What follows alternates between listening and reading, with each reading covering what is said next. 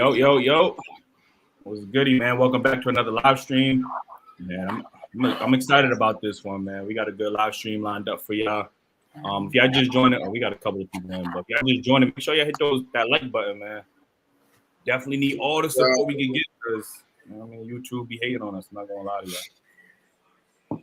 What's good, man? What's good? How y'all doing? There's always hating. I ain't gonna hold you. Yeah, we get hate on all the platforms, man. You looking real dapper today. You just came from Sunday service, man. What's up? I mean, I decided to switch it up a little bit today. Well, it's because it's hot in my house, so I don't like that. I ain't putting no hat on, man. I'm just it's too hot. You about to wear a white beater next, so you know what I mean? You might see. I should have had a white beater on.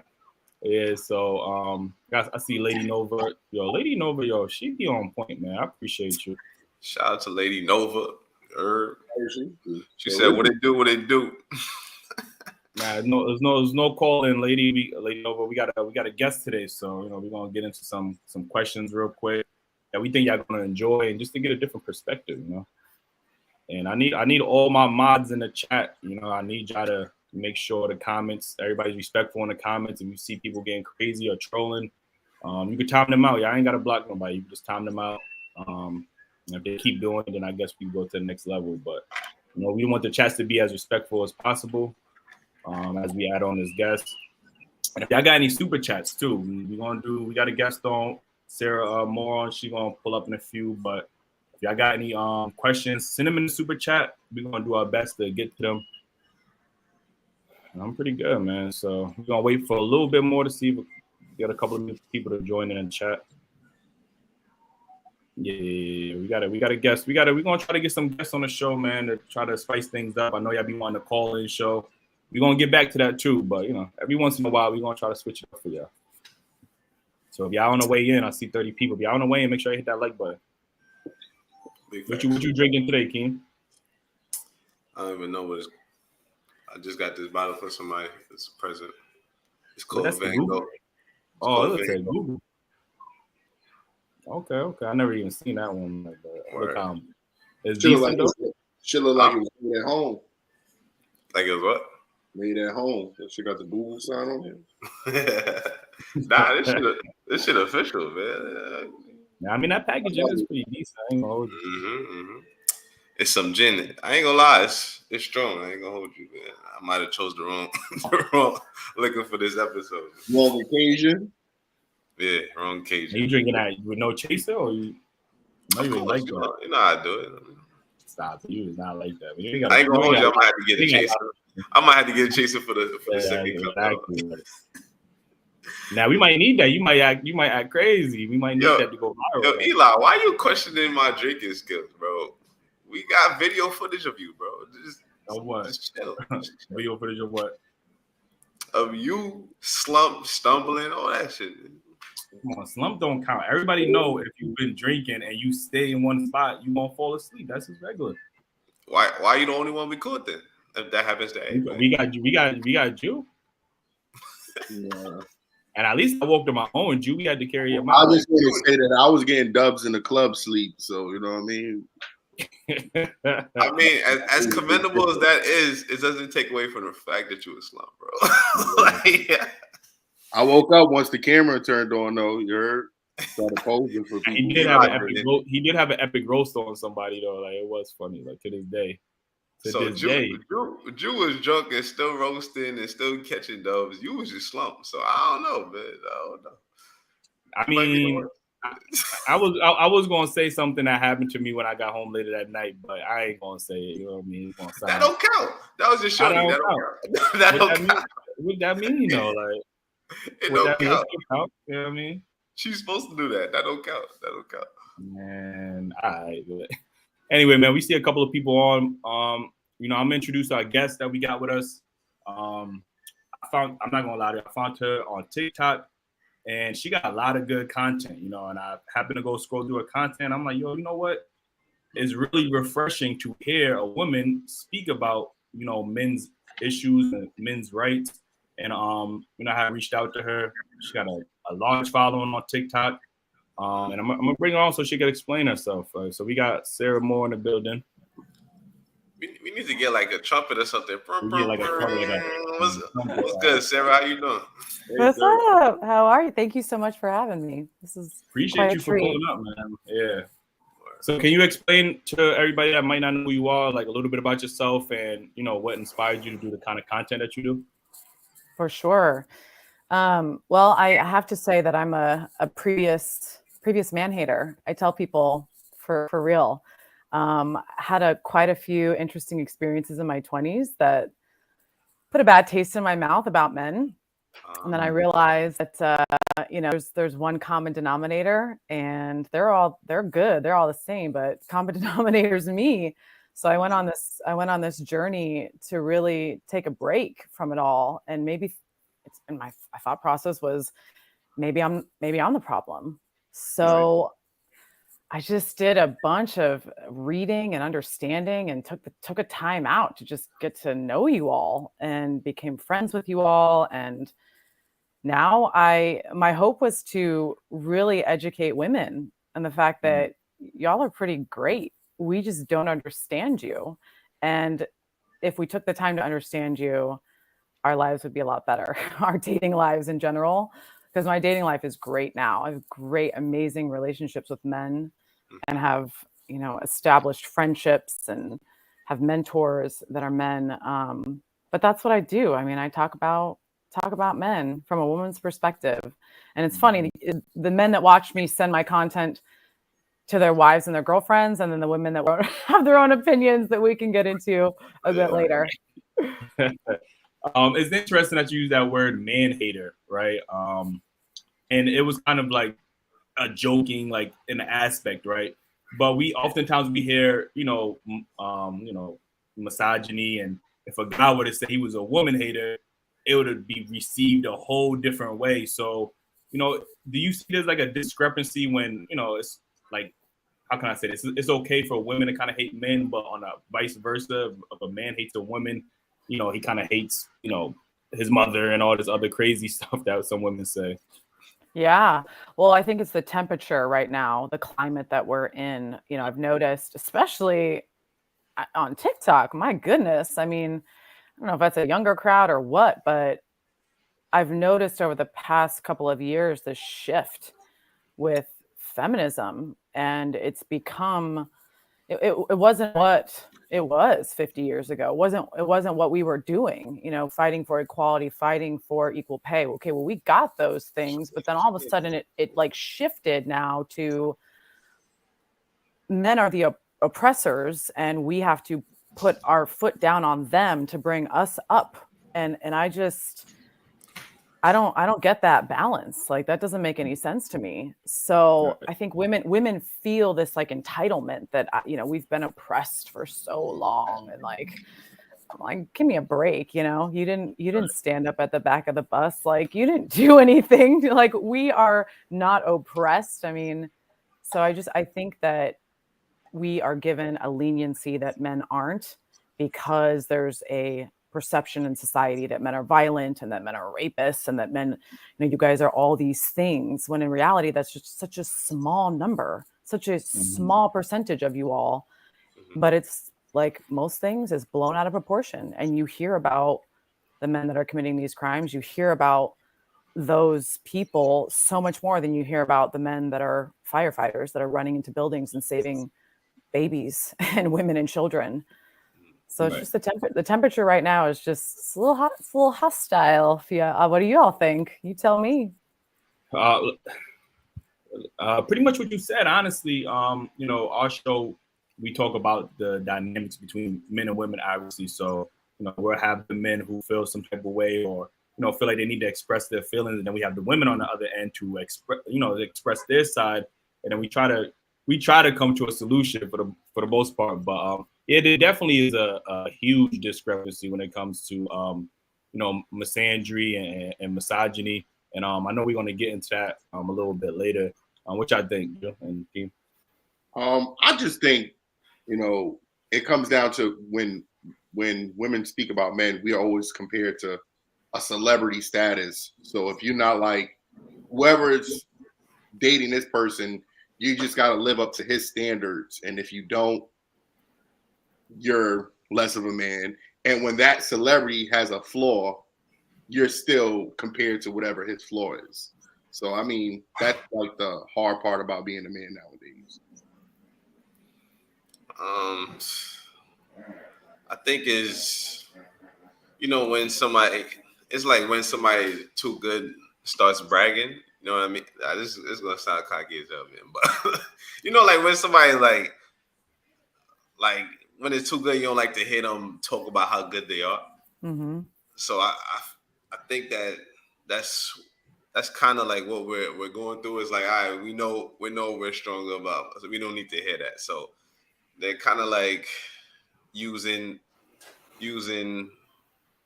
that to like censor us or hold us down. Give me a second. Yes. So get into this topic. I seen on your page, and I don't want to get too personal with your life, but there was a reference that you made about how you were raised to kind of be independent. How do you feel like being raised as a woman to have that independent mindset? How do you think that affects women's ability to be in a relationship with a man? Yeah, it's okay. We can get as personal as you want. It's a part of my story, so I have no problem sharing about it. But I had a bit of a different situation. My dad was around until I was about 10 years old, and he passed suddenly. Just one morning, he was gone. He was taken from us. And my mom mom didn't get a degree. She went back to working $5.25 an hour. We went on food stamps. I have 4 brothers, which I respect deeply, because they really took on that role of raising me. But there really is no replacement for a father figure. I had men, in my life that tried to really speak into me and be that figure for me, but it just never really fit. So that really, what it did was attracted me to men later on in life, where I would put up with certain behaviors, and I would lower my worth because I was missing this like love from this father figure that I didn't have. I was just looking for this love from these guys that would never give it to me. And I also was putting them in a position where they could never fill that. Like, it was just unfair. You can't do that. So I'm noticing a lot of women that are struggling, because if you have this narrative in your head that men are going to leave you, they're all bad, I can't trust them. I was never shown what a marriage looked like, or a healthy relationship. My mom was single, and she really instilled in me. She didn't want me to go what she went through, which is such a noble thing for her, right? Don't get your degree, Sarah, get a good job. Don't do the things that I did, as far as rely on a man, and then when he's gone, you're destitute. So, okay, what did I do? I went to work, and I went to work, and I learned how to work my ass off to be this boss bitch, to be everything that I thought I was to be, because I didn't want to go through what my mom went through. Okay, but inevitably, you get used to that energy. You get used to portraying that I'm good, I don't need you. What do you bring to the table? And I think that really, I don't want to say scares men away, because I think you guys are just not interested in that. I just don't think that that's an energy that you really respond to. Men respond to wanting to feel wanted, wanting to feel needed, wanting to feel a role in your life, whether that's emotionally, I know, not just financially, but there's so many things that men want to fulfill in a woman's life. And when you have that energy, it's just like, well, I don't want to date another me. I don't want to date another man who doesn't need me and who gives that energy. So I had to like unlearn that energy. I had to unlearn being a boss bitch. And I still have a great job. I still go to work. I still do my thing. I still show up, that way in that environment because I need to, but in my personal life and with the guys that I date and with the men in my life now, I don't take it as insulting that they want to help me. I don't take it, I don't get offended that they want to help solve my problems or listen to me and try and provide solutions. Like that's what y'all are made for. And I think women in general that go through some of these things that I went through as a child, like we take that as like an insult, you know, like, oh, don't tell me what to do. Like I got this, you know, but it's like, you're not, that's not the point. You're not trying to tell us what to do. You're just being a good dude. Right. I don't know if I answered the question. I yeah, went that's the I actually Go have ahead. I actually have a question for you with you saying that. Okay, so with there being a lot of independent, I know you don't speak for every independent woman, but what approach would you say that a man could make to make them feel more comfortable? Or do you think that's something a woman has to fix herself before, if you get what I'm saying? I do. I think it's both. I had to take a time out from dating personally. I had to stop, right? And just say, all right, stop. Let's take a reset. You know, wrote down all the, like, I had to take personal accountability for what I was bringing into my relationships. And I wrote down some stuff, right? And, you know, I had to be in control. So for example, you know, if I would push men away because I didn't feel good not having control in the relationship. So like take responsibility for that. And then, you know, when you get with a dude who you're invested in and you guys, you know, you see there's something here, we could potentially be working towards something. You just open and honest and you say, look, like this, you know, if I came to either any one of you and said, look, this is my past, I'm working through it, I've worked through it, but you know, this might be a code word, right? If I'm triggered, I might be like, I don't know, like cat, like it's just give you some sort of like signal that I'm like, all right, I'm triggered. Like I want to run. Like, can you just, and I would communicate with the guys in my life and be like, look, I need like 5 minutes. I'm like flooded with emotion. I'm freaking out. Can you like meet me here? And you just talk through it. And if a guy really truly is invested and he cares about you and he's in it, he'll be like, all right, girl, I got you. You know, like you guys, you know, if you really care, you'll show up. And it's just about communication. Cause I don't know. I mean, I think relationships are meeting people where their traumas are at on both sides. And you guys might have stuff that, you know, women have hurt you in the past. I mean, I know that a lot of women have hurt men in the past. True. So there's something, we just got to talk through it and realize that I think it's foolish to think that we don't bring our past into future relationships. I think that's a fool's errand. We do. We just have to learn how to not trigger one another to the point that we're driving the other person crazy or we're running from each other, and just got to be open and honest. So hopefully that answered your question. Yeah. So I'm sorry, Drew. So in what ways, I know you said you had this work mentality, this boss babe mentality. What would you say, or how did that affect you in relationships with men? Did you feel the need to be combative or compete, or feel like you were the alpha as well? You didn't want to take certain authority from, you know, a male figure. Can you explain a little bit about that? Yeah, so that's it's like wounded feminine energy. When you feel like you have to show up as the alpha in your relationships, it's really because you don't feel like you can trust to be.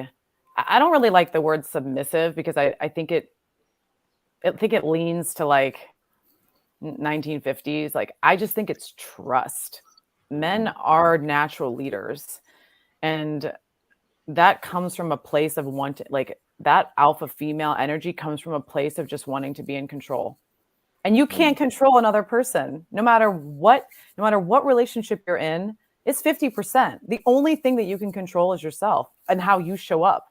And I think what women do, and men too, but what we do is we try and control that person and manipulate that person and get that person to do what we want because we're afraid ultimately that they're not going to like something about us, that they're going to leave us, that it's not going to work out because of whatever reason. Like we are just, it's fear-based. When you're like healed and when you're good, you know, you don't have, like in my relationships, I don't have to show up like that. Because you know what? If it doesn't work out, I'm going to be okay. Yeah. I'm going to be okay. And it's, and it's about, if it doesn't work out, then it just wasn't a good fit and you go on with your life. But I think what it is that wounded feminine energy is just the inability to trust, truly trust that a man has your best interest at heart, and they're doing their best just like you are. You know, and at work you can, I got to give a presentation. I got to make sure I'm bossing people around and making sure they're showing up to my meetings on time. But that's not, you got to like, a woman has to leave that at the door just as a man has to sit, you know, decompress. You know I did a video just recently about how men spend, you know, their time in the garage. Like it's like I call it transition time, you know, like they got to like transition from like work to home.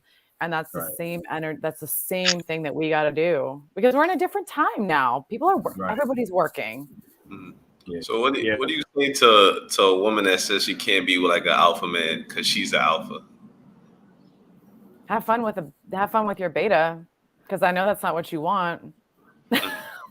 I know that's you know, I would say good luck. You're not going to get an alpha, and whether that alpha, sigma, I don't care what you want to label it, but you're not going to be with a man who's a leader if you're bringing that energy into a relationship. Point blank. Yeah. Now that's definitely fair.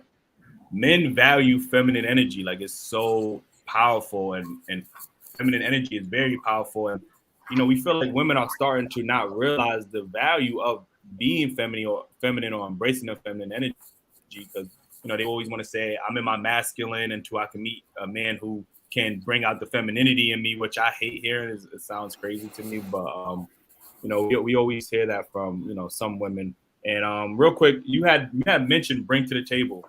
You know, that's such a triggering word or conversation in our community about, you know, what a woman should bring to a table. But why do you feel like women are offended by that question, or they seem like that question is disrespectful for a man to ask a woman?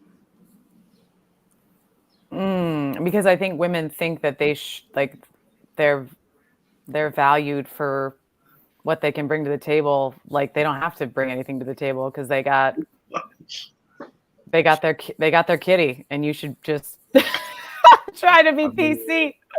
But you know, I know. I see you trying to, you know, that's a very I'm like, much YouTube's gonna kick us off, but yeah, it's like you know, where I watched a video today on TikTok. She's like, man, when did you forget that we're the prize? And I'm like, what the is this? Give me a break. Like nobody's a prize, because you're setting that dynamic that there's like, I'm better than you. I'm one up on you. I'm the prize. And no, a good man is a prize nowadays. And you talk to a woman in her 30s who's dating, rest in peace, Kevin Samuels, but you know that, you know, it's difficult. So when you find a good man, he is a prize. He is a prize as well. That's what I have to say to these ladies. Another question, because you just mentioned Kevin Samuels, so it's only right. Like, so obviously you're familiar with Kevin Samuels' content. Was there a big, would you say, because, you know, we obviously come from two different communities, would you say there was a lot of white men that listened to Kevin Samuels' comments from your understanding? I think so.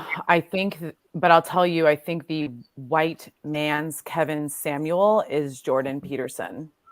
He kind of speaks in a little bit different terms when it comes to masculinity and femininity. Right. But you know, I found him to be abrasive at times, clearly. But I do have a lot of men in my comments that speak about him.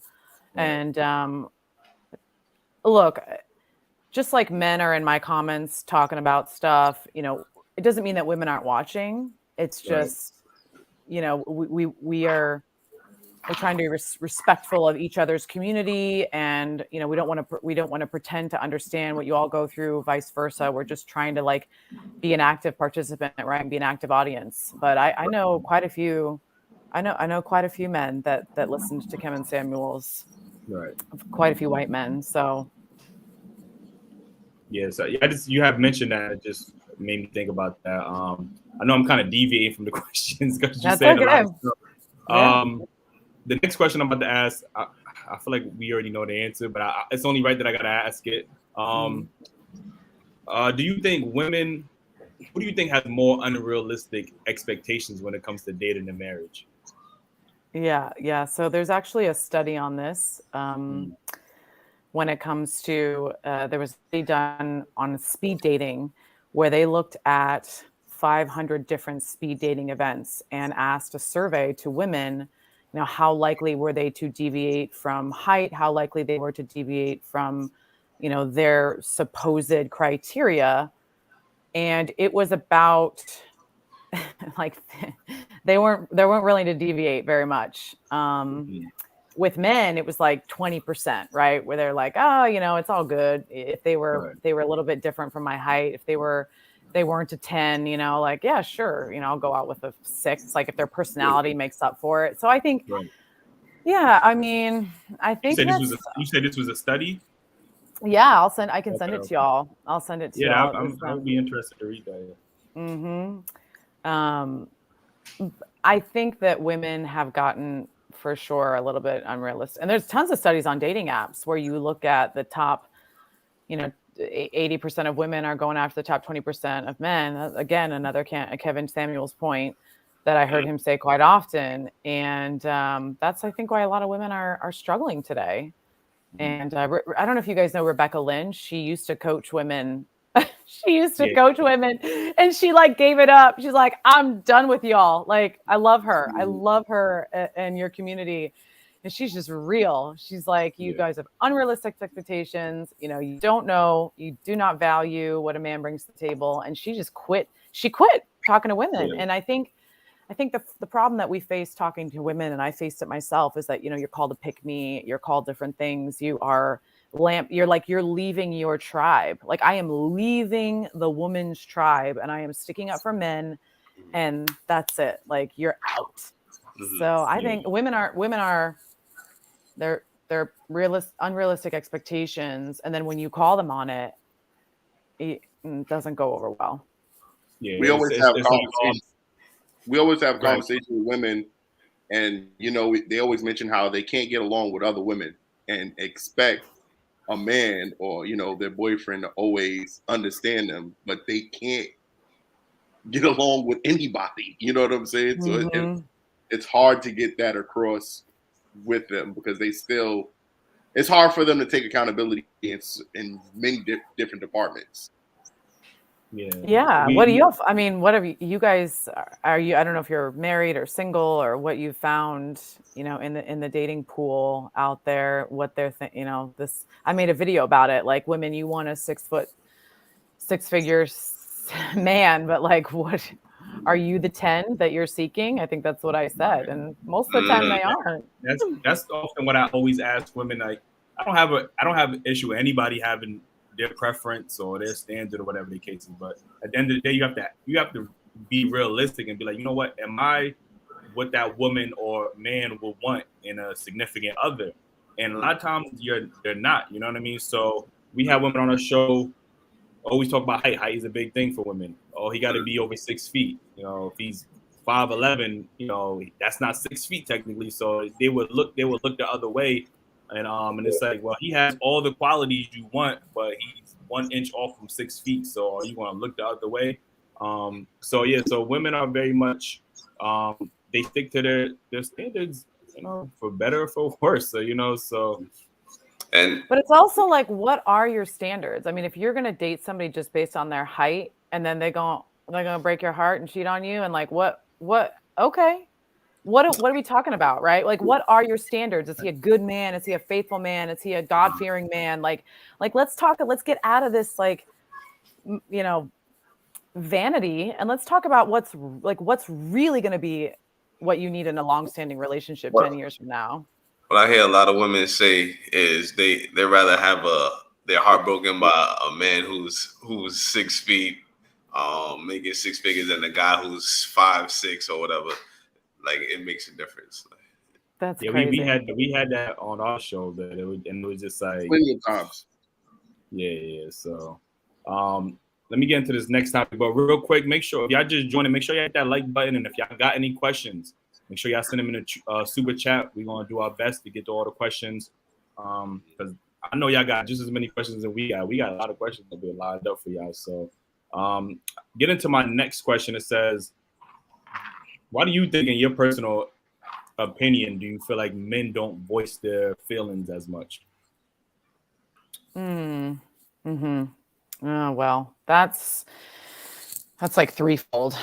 So one, I think that, look, I mean, there is a socialization of men and women. Women are taught differently on how to emote, and I've dated some guys who are like, I don't even know what I'm feeling because I've never voiced it before. So there's socialization. There's also the fact that when they have emoted to other women, it's not gone well. It's not gone well. So it's like, okay, I haven't been taught how to do this. It's not accepted by society because it's feared upon as weak. But then when I do emote, it's reinforced by the fact that people that you love are telling you, man up, or women will just like straight up leave you for being perceived as weak. Mm-hmm.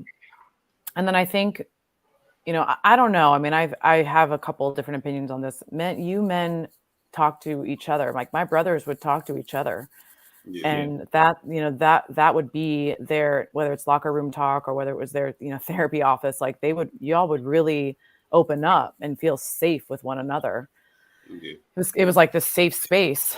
And then, Right. but then it's like, that's it. You have this like safe space, but then when you go back into the world, it's like, no, I gotta be, I gotta be strong. And I think a lot of the times we send the message to men when I talk the proverbial we send the message to all that you gotta be strong. Your worth isn't your feelings. Your worth is in what you bring home, and your value is based off of what you can do for us. And it's no one's fault really. As a collective society, like we need to take responsibility because you're human. Just because you have a Y chromosome, like doesn't mean that you don't feel pain and you don't take breakups just as hard as we do, if not even worse sometimes. Like that's why I think men commit more suicide.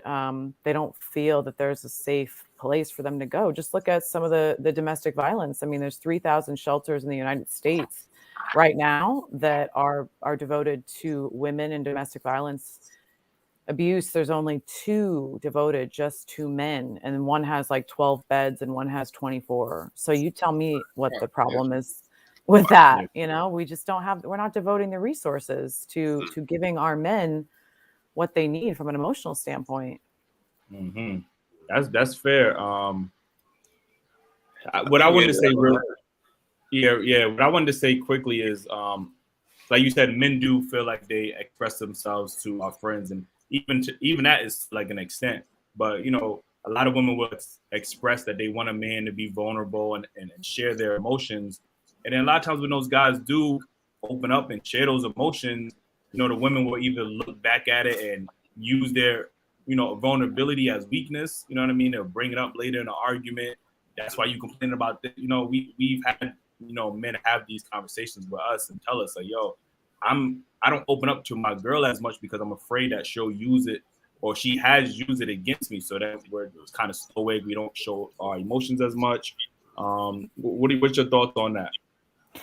Oh, I love this. I mean, so okay, women learn from a young age that, I mean, the saying, right? Sticks and stones don't break my bones, but words. Mm-mm. So women learn really young. Look at the movie, what Mean Girls are. I mean, you see this all the time where women can cut you so deep with their words. Right. Men can potentially overpower you.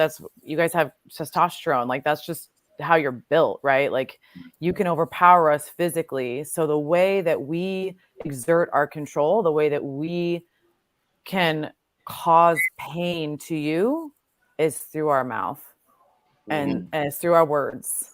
So that's what we do. I had a guy leave a comment the other day. I made a video about this, about how women can weaponize their partner's emotions. And this guy, I was making a skit about how this guy didn't get a job, and this other guy got the job, and he was telling her about it. And then this guy wrote a comment that was like, yeah, but except that 6 months from now, when we're in an argument, she would say, well, Eddie's not a loser and he got that job because, you didn't. And I was like, oh, I was like, shit. Like, that's exactly what they do. I was like, that is, I'm like, damn, that is total emasculation and that just would make a man feel so belittled. And it's betrayed.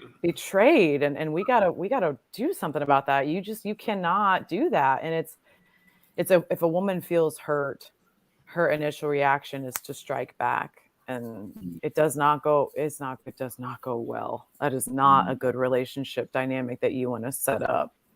Right. Well, what I usually say on the show is that when you're dealing with women, is you have to find like a little soft space, and in between you can't be too far this side, too far this side. So a woman will express to you like, yeah, you can share your feelings with me. I'm here for you. And then when you share too much now, you're being too girly, like, you know what I mean? So you got to find like that in between, and it's like it's difficult to know because it's different with every woman. So it's like that in between with this woman, you go to the next one, it might not be the same. So I think the easiest way is to not share at all if you're a man. Like, I think that's what the conclusion we usually come to. That's a fair point. Yeah, I was gonna say, you guys said something. I can't quote it, but it reminded me of a clip that I had. I have a video here. I'm gonna play it, and then I want your reaction off the video. All right. You're a bum. I know men that have more money than you. There we go. The money. You already criticized him. You can't value a man through money. Yes, you can. I mean, that's your problem. Are you single? I want to be single. Yeah, but this is. I want to be. I have men that want to be. I don't want to be with nobody. And I guarantee you, every man you're gonna find in your future is gonna be hit it and quit it. But I've known men that are different from you, and they value me. How? If you only worrying about their money? No. As a man with money, I could tell you, I dealt with a lot of females like that, and it's cool. It's cool. Look, it's cool for the time, and it's fun while it's there. And after I'm done when I'm done, they out. That's it. You could keep that energy, and you could get the money, and it look cool, and you fun. You have fun, and we gonna have fun. But after that, you on the run, because you out. So again, we normally when we have these conversations with some women, they put a man's money and its earning potential on such a high pedestal that they don't necessarily value anything else that he can bring to a relationship. So, what's your thoughts on women kind of like only value on men specifically for money? We don't have women say that men for men is for money. You know what I mean? So what's your thoughts on that? My thought on that is how hypocritical. We're fighting for better paying jobs. We're fighting for equality, equity of equality in the workplace. We're fighting to make as much money as we want, right? Like, and now that we are doing those things, you still want men to make more money than you? Okay. How does that work? I mean, I just find that to be such a feminist narrative. I want to be a boss bitch, but I still want a man. Like, it just doesn't make any sense to me. Like, fine, if you want a man to make more money than you, and if that's all you matter, then put your apron on and go back to the 1950s where you belong.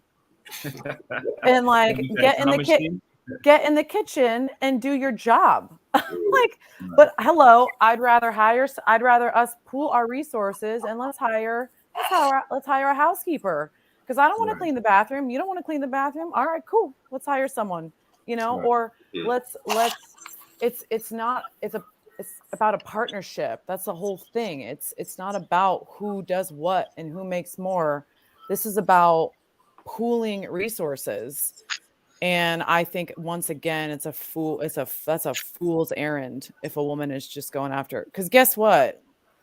He's done. He's going after the next one. And you're valuing all the wrong things. And yeah, I don't think it makes any sense. Yeah, I think there's sometimes is that we've heard women say, you know, his money is my money, but my money is my money, right? So they want the man to pay for everything so that they can continue working and use their money for their own expenses, whether it's buying material things, whatever the case is. So this is sometimes why we often hear women say, you know, a guy needs to make more money than me, or he has to pay all the bills in a relationship, because if I want to choose, you know, they want to pick and choose when they want to be selectively, we always say selectively traditional, you know, like I want the option to be able to work, but I also want to have the option to be able to stay at home and clean and take care of the kids. You know what I mean? So, you know, that was just one of many that we had on our show. But all right, let me get into my next topic. What types of women should men avoid dating? I know you've spoken to a lot of men. Obviously, you're a woman. What do you think is the type of woman that men should avoid dating?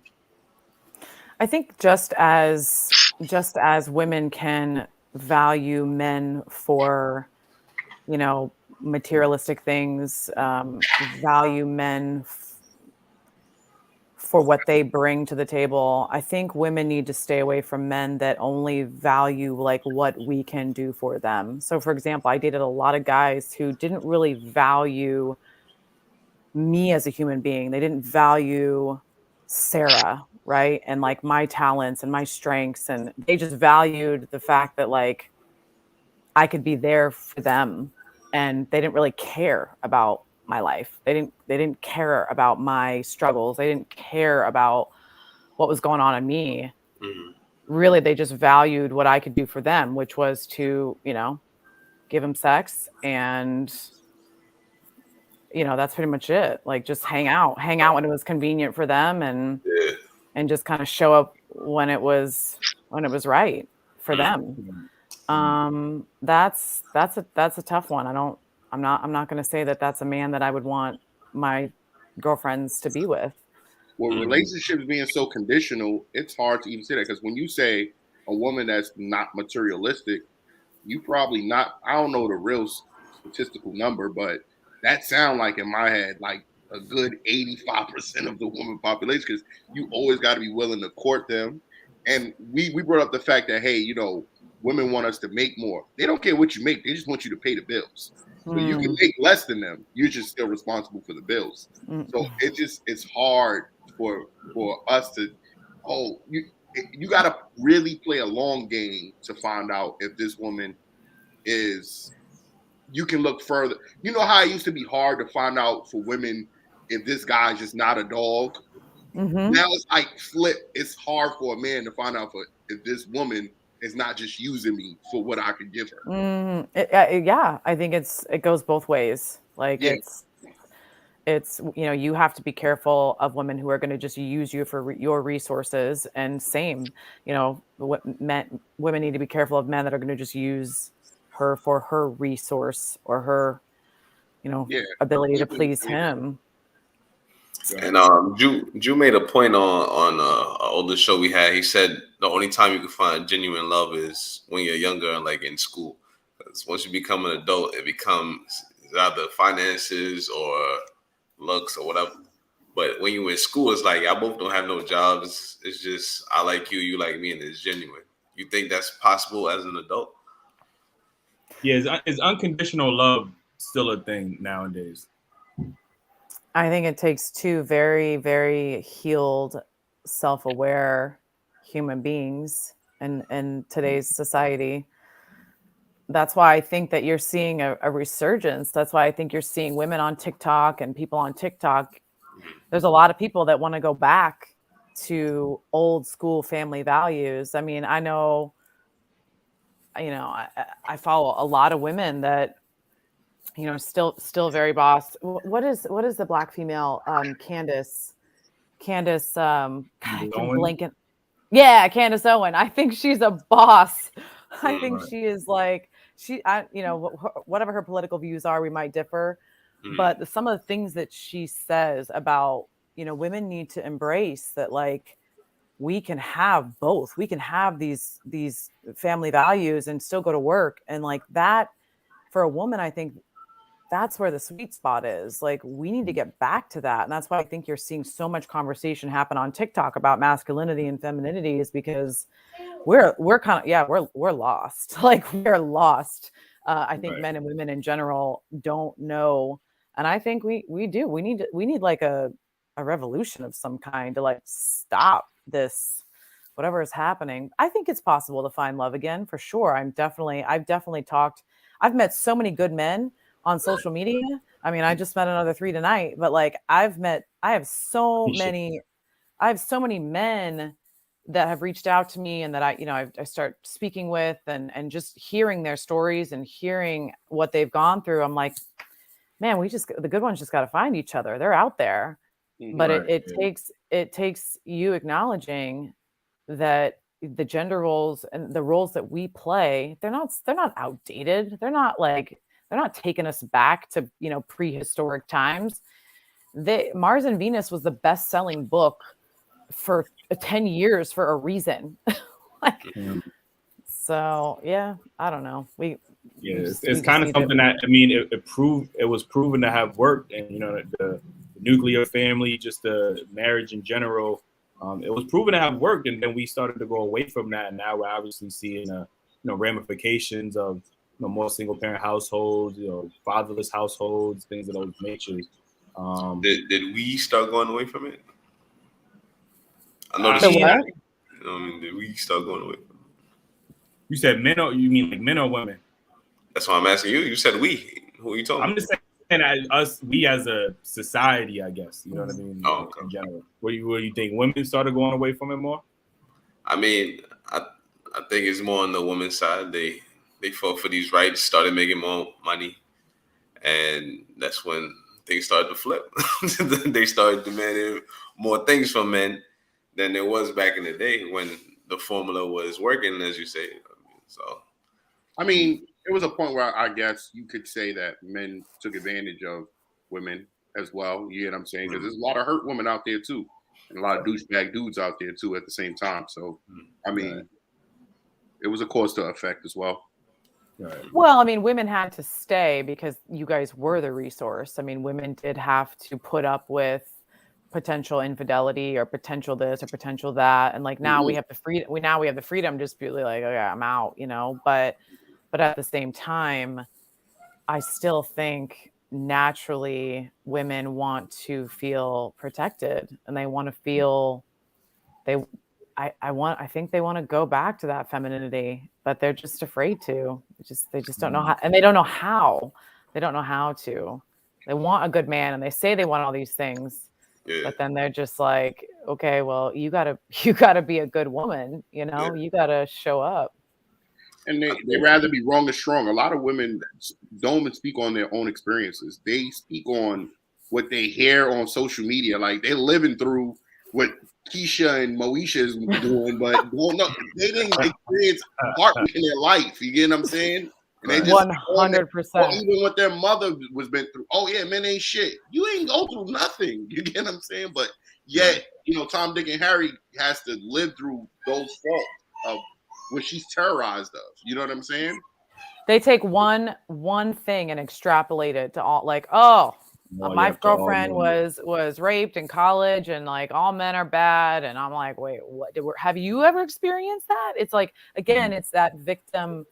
I don't know. There's a word for it. Like, there's this, you're identifying with your victim, and if you go against that, once again, you're viewed as going against your tribe. But I always ask people, that girl code, you're going against it, So. Yeah, but I'm like, you've had, okay, so you've gotten your heart broken a couple times. Who hasn't? People are human. Right. They're gonna make mistakes. Like, and I don't go into relationships talking about my exes. I don't do any of that. I'm like, new person, new experiences. Like, That's it. You take all that baggage with you to a new relationship. Like the other person's just gonna fail. Right. Mm-hmm. So with that being said, would you say feminism is more about equality or trying to be superior to men nowadays? What it used to be was equality. What it used to be, 1919, 1960 birth control, Roe versus Wade. I know I don't even want to touch that topic right now, but what it used to be was getting us, but we've gotten there. 1973, I think it was, equal rights pay. It's law. We're good. Now, I don't know what the heck this patriarchy is that people talk about. What the hell are they talking about? Like, It's not people, it's women. Women specifically the ones. I know. But like every job that I have, I've had female bosses, I've had male bosses, men have promoted me up the ladder. I mean, I've gone into interviews, men have been, so am I oppressed still? Like, what? No, they want me to be successful just like they're hiring me for the skills that I bring to the table. And I think that, I think we have lost, again, it's this oppressor mentality where women feel that they're oppressed. But I ask, show me the evidence that we are oppressed. Mm-hmm. This Roe versus Wade thing does not help because we do have so many freedoms. You want to see oppression in a society against women? Yeah. Get on a plane and go to Islam. Like, go to a plane, get on a plane, go to Russia. You want to see a patriarchy? Like, go there. Go take your efforts there. But in the United States of America, give me a freaking break. There is no patriarchy. Right. I'm gonna get shit for this. Nah. I mean, it's the truth. You know what I mean? So so get into this next topic. And this is actually a really important one because obviously we see what's going on with the situation with Johnny Depp and Amber Heard. Can you speak on the dangers of the narrative "Believe All Women"? Obviously we have that hashtag "Believe All Women." How dangerous do you think that narrative is to society? I mean, I didn't even believe there was a hashtag I didn't even know that there was one until you asked the question like a couple minutes ago, a couple hours ago. I'm like, what? Yeah. Usually it's usually associated with women that have suffered some type of domestic violence or some type of abuse at the hands of a man, obviously. And it's just like, well, if I'm telling my story, then you have to believe me because I'm a woman kind of narrative. Kind of like with the Amber Heard situation. She, obviously we got to see what the results are going to be at the end of the trial. But, she made a false accusation, and false accusations have been a thing for men, obviously dealing with women since the beginning. And, sometimes women make these false accusations, not saying all women, but sometimes it's just easy for a woman to say, well, this guy did this to me. And, because we live in such a politically correct society now, well, it's like, okay, well, if she said that, then it must be true. And now we have to cut all ties from you. Even if you can prove your point in court, we still can't associate ourselves with you because of this kind of stigma. Like, you know what I mean? So can you? Yeah, you got to look. You got to look at the data. And I just want to address a comment tag. What I meant was go to Islamic countries. But look, you got to look at the data, and the data is that it's right there. The CDC publishes it. There's been many places that have published that men experience, just as much violence, smacking, hitting. It may not be as harsh as shooting or whatever, but like domestic violence, I believe it's, what was the statistic? It was five women for every 10. And then it was like 4 men for out of every 10 household experienced domestic abuse. One, I think that men, think about that. Think about a man calling the police and saying my wife or my partner is violent towards me. How do you think that's going to go? For a man to call the authorities on his woman, I feel like it's underreported as well. So personally, like I've dated guys who have told me that, you know, they come from a history of abuse where their woman would hit them or beat them up, or they'd get into fights and there'd be, you know, shots thrown or fists thrown. And I'm like, damn, you know, and did you say anything? Did you call the police? No.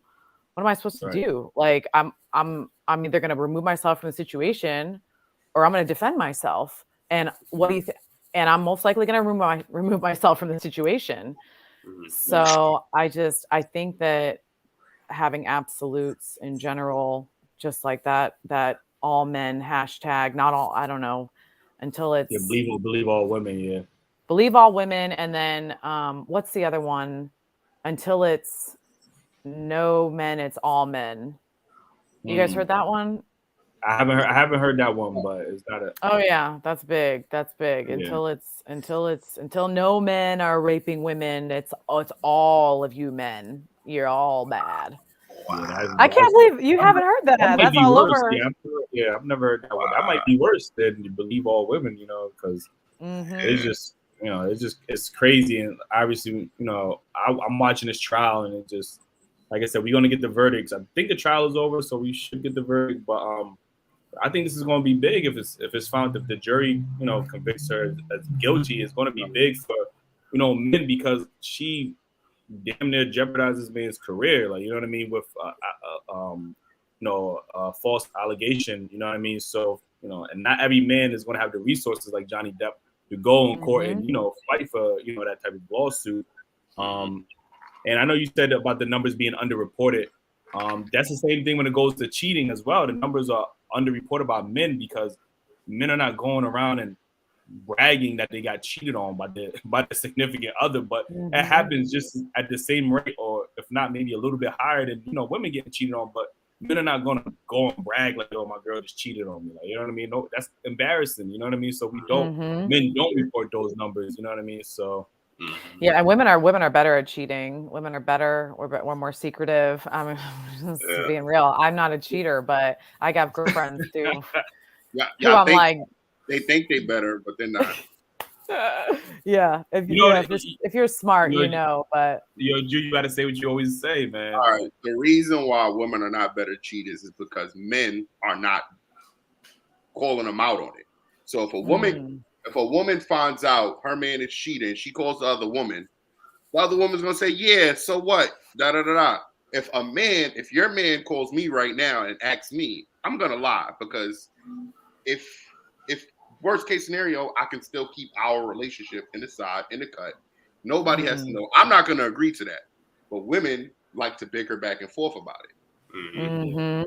And I do think women are better detectives than men. Like, men ain't, for the most men ain't gonna go through their significant other's phones looking for messages, looking for this, trying to creep in. You know, there are some men that do it, obviously, but women have this turning their location on. Yeah, like women have this intuition that they say they have. So they're like, oh, I had a dream that he cheated on me, so it must be true. Let me go through his phone, let me go through his emails, like let me sniff his balls. Let me figure something out. You know, I wanna know what you think about women's intuition while we're here. Oh, it can get you in trouble. It can get you in trouble. Are you a believer that is accurate? Look, I think if I'm with a guy who I know he's given me, like I'll know from the beginning if a guy has the capability of having a bunch of hoes on the side. That's not intuition. That's just common sense. That's just common sense. Yeah. Like if he's, you just get that feeling, and then women picking up on the red flags. Or then women just ignore it, and they're just walking through the green course with the red flags, and they're putting their golf ball all over them. You know, it's like, okay, you just ignored all those, and then 6 months from now, and you wonder like, what happened? Hello. But then I also think that it can get you in trouble with the wrong guy because you haven't healed from your own past hurts, and then you're going to project that onto him. You know, if he looked at the waitress the wrong way, oh, you fucking her. I'm like, what? Like, no, I think that's just a matter of projecting. It's almost like intuition turns into insecurities in the Yep. sense. Yep. And you, if that man has given you no reason to have any type of insecurity, and then you got to trust. That's it. And even if he's going to cheat, if he's going to cheat, you're not going to stop that. And again, it's just a matter of like, you're trying to control the relate. You're trying to sabotage because you're trying to like self-protect. You cannot self-protect in a relationship. You got to go full in and let the chips fall where they may. But I think people, both men and women, kind of ignore the intuition in the beginning. But what do you think? What's your experience? I don't think it's a thing. I think intuition is just noticing signs. When you're with a person, you get to know them in and out. So when you notice different changes and things, that's what make you realize maybe something might be going on the side. And they call that intuition, but that's just common sense. Like Juice said, like you notice a change because you know that person. If you didn't know that person, would you have noticed that? So it's not intuition. It's just you knowing that person and noticing changes. That's all it is. It's like changes, in behaviors. It's change. It's right. like, it's like, oh, they didn't text me all night, and then they responded in the morning. It's exactly. That's not obvious. Right. I agree with Keem and Jewel. I got another video here I want to play for you. This one I did get off your page, but I found the original video. So you obviously seen this video, but for people that's watching, I'm gonna play it and then we're gonna come back and we're gonna get your thoughts. Before you do play it, Eli, make sure everybody hit that like button, and if you got any questions, add it on the super chat. Who has easier lives, men or women? Men. Why do you say men? Because men suck. Men suck? Yeah, so they just have the easier life. You guys just have like shitty personalities. You guys just like suck. We all have shitty personalities? Yes. How does that give us an easier life though? Because it just does. Isn't that kind of sexist? No. Would it be racist if I said black people have shitty personalities? Yeah.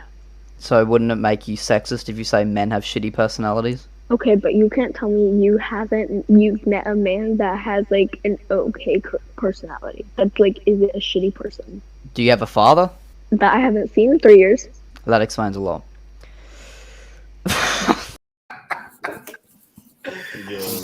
You guys know that guy Rand Paul, or what's his name? He's a legend. He records these conversations on this platform and asks these questions, and he's so I seen that one, and it was just like, what was interesting about that was I often hear women kind of share that same rhetoric. You know what I mean? Just all, like you said, all men are bad, so all men ain't shit, all men are trash. This, that, and the third. But what was your initial reaction when you first seen that video? I felt bad for her because I was like, damn, that was me. Like that little girl, I wanted to just like give her a hug and be like, let me help you. Let me help you, because it all stems from like daddy issues are a real thing. I say that all the time. It sucks if you don't have a man in your life that speaks truth and shows you that men can be trusted. She's going to carry that with her. She's going to carry that with her for her whole life. But I think that a lot of women are experiencing that, and they're believing this narrative on TikTok and on social media, and they're just going with this narrative that all men are the same.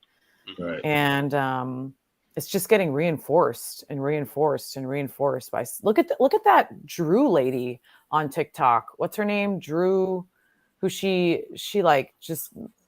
got 7 million followers, and all she does is attack men for being jerks.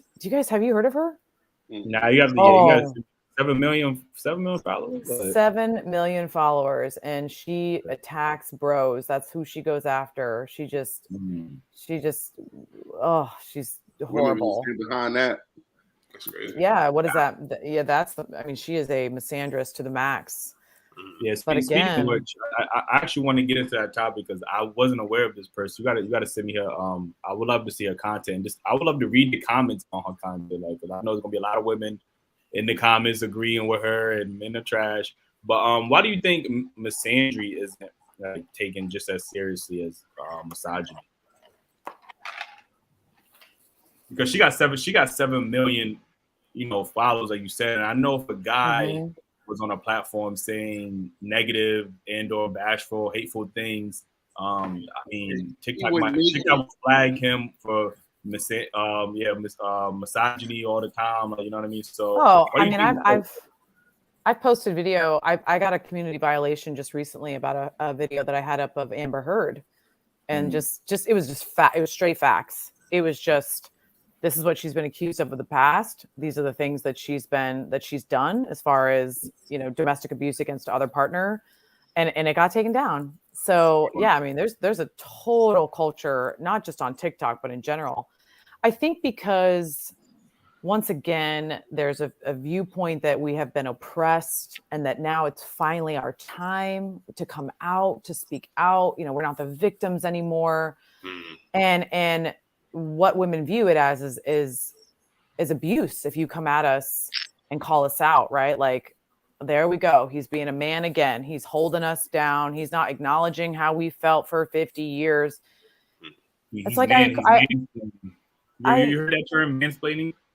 Yeah, I think it's. I didn't even know what that was until a woman said, "Yeah, you're mansplaining." I'm like, what does that even mean? So, what is that?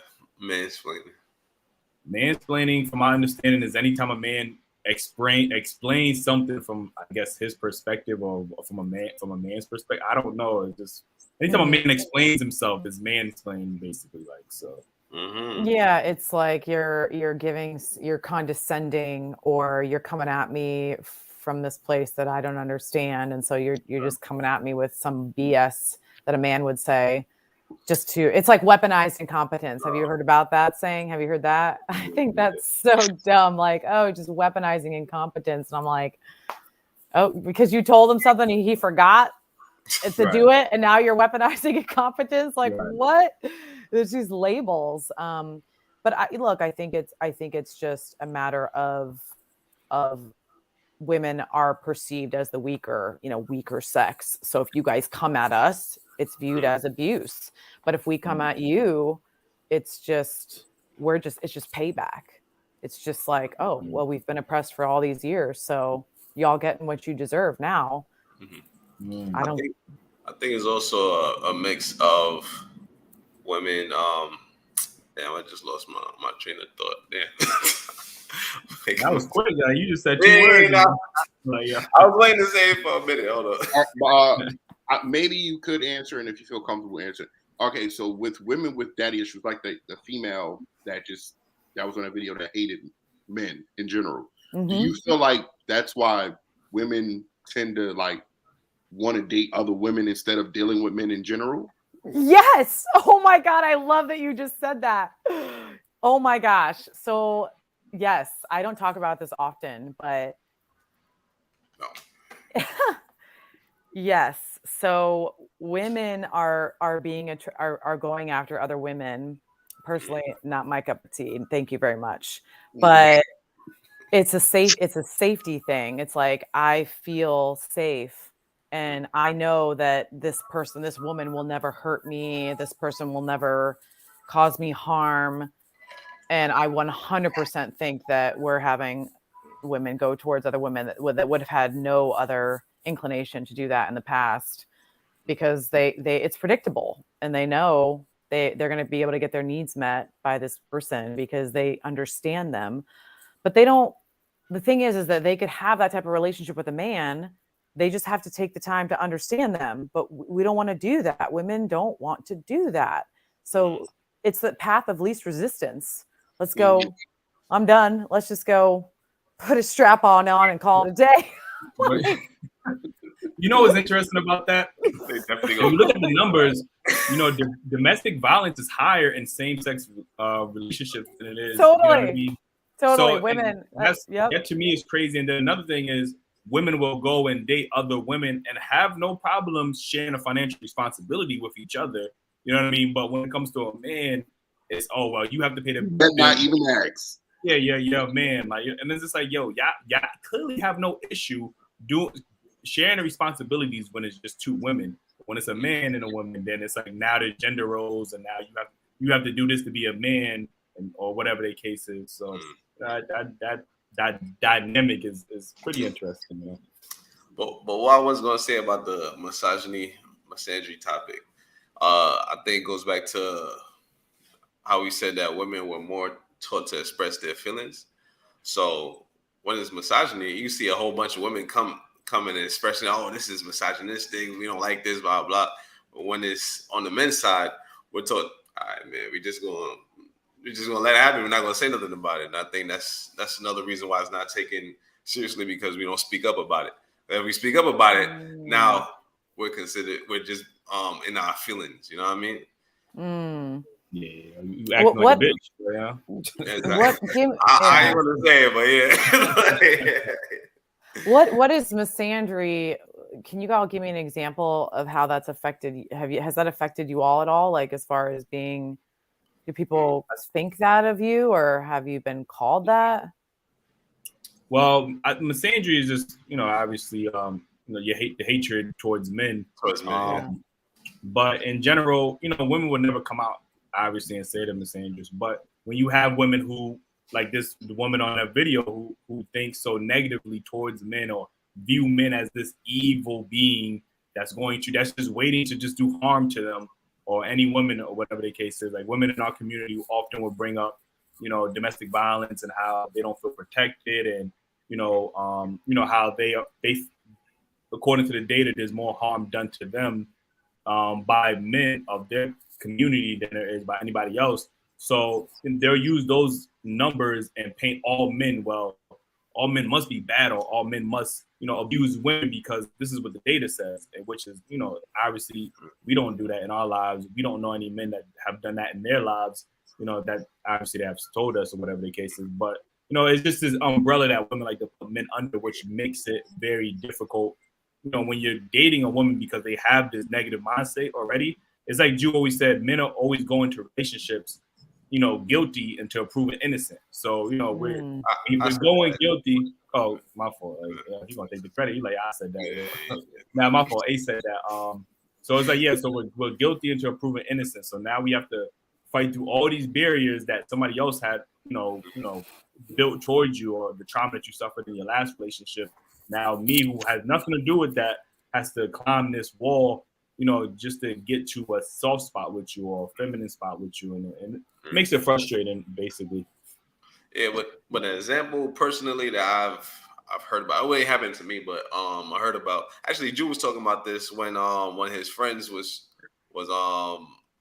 on the street, and a woman passed, and he said, complimented her, and he just complimented her like, "Excuse me, you're beautiful," and she's like, I don't need you to validate me, or like, and it's like, I'm literally just giving you a compliment and going on about my day. And she's like, I don't need your validation. It's like, and I'm like, you must really hate men to not want to take a compliment. Like, you know what I mean? It's like, who doesn't like a compliment? You know what I mean?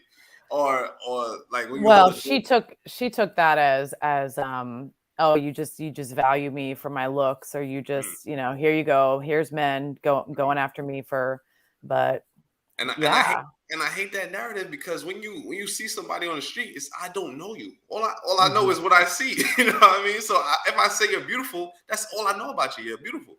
Right. So it's like, obviously we're gonna go all physical where we're first meeting each other. I don't understand, what else can you go on? Yeah. And your attitude just let me know that you ain't the type of woman that I would want to be around. You're beautiful on the outside, not on the inside, obviously. And another thing, I was holding the door for a woman, and the other day, and she's like, "Oh, I'm not interested." I'm like, I just held the door for you. I'm not even interested in you. Like, what? I'll just get. Chivalry is dead. Yo, Chivalry is dead, man. Mama told me, hold the door. You see somebody coming, I just held the door. That's all. Chivalry That's is hilarious. It's Well, very and the beautiful thing about femininity is, and hopefully at some point I'll be able to teach some women how to bring this back into their life, is the ability to receive. That is feminine. The ability to have a man tell you, wow, like you're really amazing, you're beautiful, thank you very much. You know, I don't need to fight you on that. I'm not going to take that and run it through the messed up filter that I have in my head and then come out on the other side with what my perception of is. Like, no, a feminine woman is there to take it as a compliment. That is very attractive. It definitely is. In one of my relationships, she didn't know how to take compliment at all. Like, I tell her she's beautiful, and she's like, "Oh, you're just saying that because I'm like, like, just say thank you. Like, that's it. Like, I think you're beautiful. I'm with you, right?" So it's like, women need to definitely understand how to take a compliment and just be appreciative sometimes. Yeah, just roll with it and not make it about him. Just, again, that men walking down the street, they think that, oh, if he comes at me, if he says something that I want, automatically he wants to sleep with me. Again, this goes back to daddy issues. Everything goes back to daddy issues. Like, I mean, my brothers, as I would walk out of the room, they'd be like, "Oh, Sarah, you look beautiful. You look so pretty." Those are my brothers, like they just are. Men are visual creatures. They are noticing something very obvious. And that's okay. Like, stop trying to make them into something that they're not. Exactly. Yeah. So getting into the next topic. Obviously you have large following on TikTok and other social media platforms. Why do you feel as though men are not valuing marriage anymore?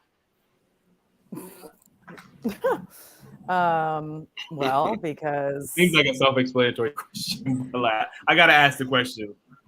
Well, first of all, I mean, women be giving the dough away for free. I mean,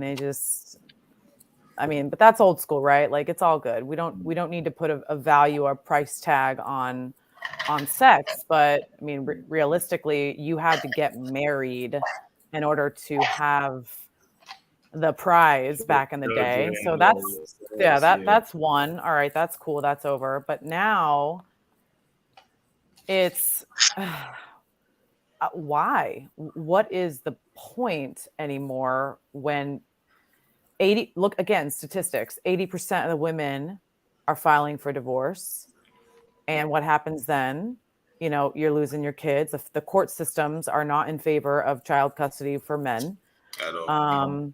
So, they're seeing their friends go through this. They're seeing their buddies. They're seeing their moms, speak poorly about their fathers. And then the kids obviously take that on when their brains are not formed to make an informed decision. The court system in California will ask a child, I don't know how it is everywhere else, but they will ask a child at, 12 years old, if you want to continue to see your non-primary caregiver. What the hell are you doing as a court system asking a child? I mean, it's like, of course they're going to side with their mother because their mother is their caretaker and their primary source of survival comes from that woman. So, I mean, I just see what is the purpose of what is the purpose of asking them the kids that? What do they get? What information do they gain? I think that it's a matter of creating some sort of consistency for the child. They want to give the child some power and who they're around all the time. I have no idea what they're trying to make it so that the child has some sort of say in their broken home and the and the mistakes that their parents made. Like, let's give the child some power. It's messed up. That's great. I just don't think you guys see it. Like, I don't think you guys see the benefit, because why? You got to sign up. You got to give half your money away. What's the point? And that's what, like, to bring up the fact that, we always bring up, like, women always say, like, they're oppressed and stuff like that, right? But women are more empowered when they have a child. They get the welfare option, government assistance. If they have a child, they get all that help. if a man doesn't pay child support, he's going to jail. He doesn't get any government assistance because he can't provide the portion he has to give a child. His license is suspended, jail time, etc. I seen a meme where it says when a woman can't, afford to take care of her child, she's awarded all of these options as far as government assistance. When a man can't afford to take care of his child, he's rewarded with jail and prison time. Like, you know what I mean? So like like I said, that meme itself is just a dynamic. It shows the different dynamics. And like you said, I do think that men are not seeing the value of marriage. Like you said, if you ask a man right now, what benefits is he going to get out of a marriage outside of, the government knowing that they identify them as being married? There's really nothing that you can't get already from just being in a relationship. Like you said, marriage, like sex and children used to be one of the main things for a man to get married.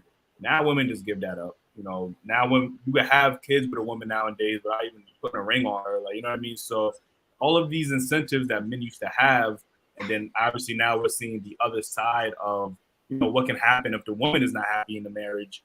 Because like you said, when the woman is not happy, then the marriage is in jeopardy. When the man is not happy, then he just has to man up and he just has to be miserable and depressed. Like, you know what I mean? So I am very much still a big component of marriage. I still believe in marriage. I still believe in the nuclear family. I still believe in the father being, the leader and the leader of the household.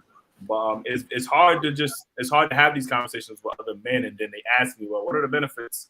What am I going to get out of this marriage? I see all the benefits a woman would potentially get while being married, but what am I getting? I'm working harder to provide for a family. I'm more stressed.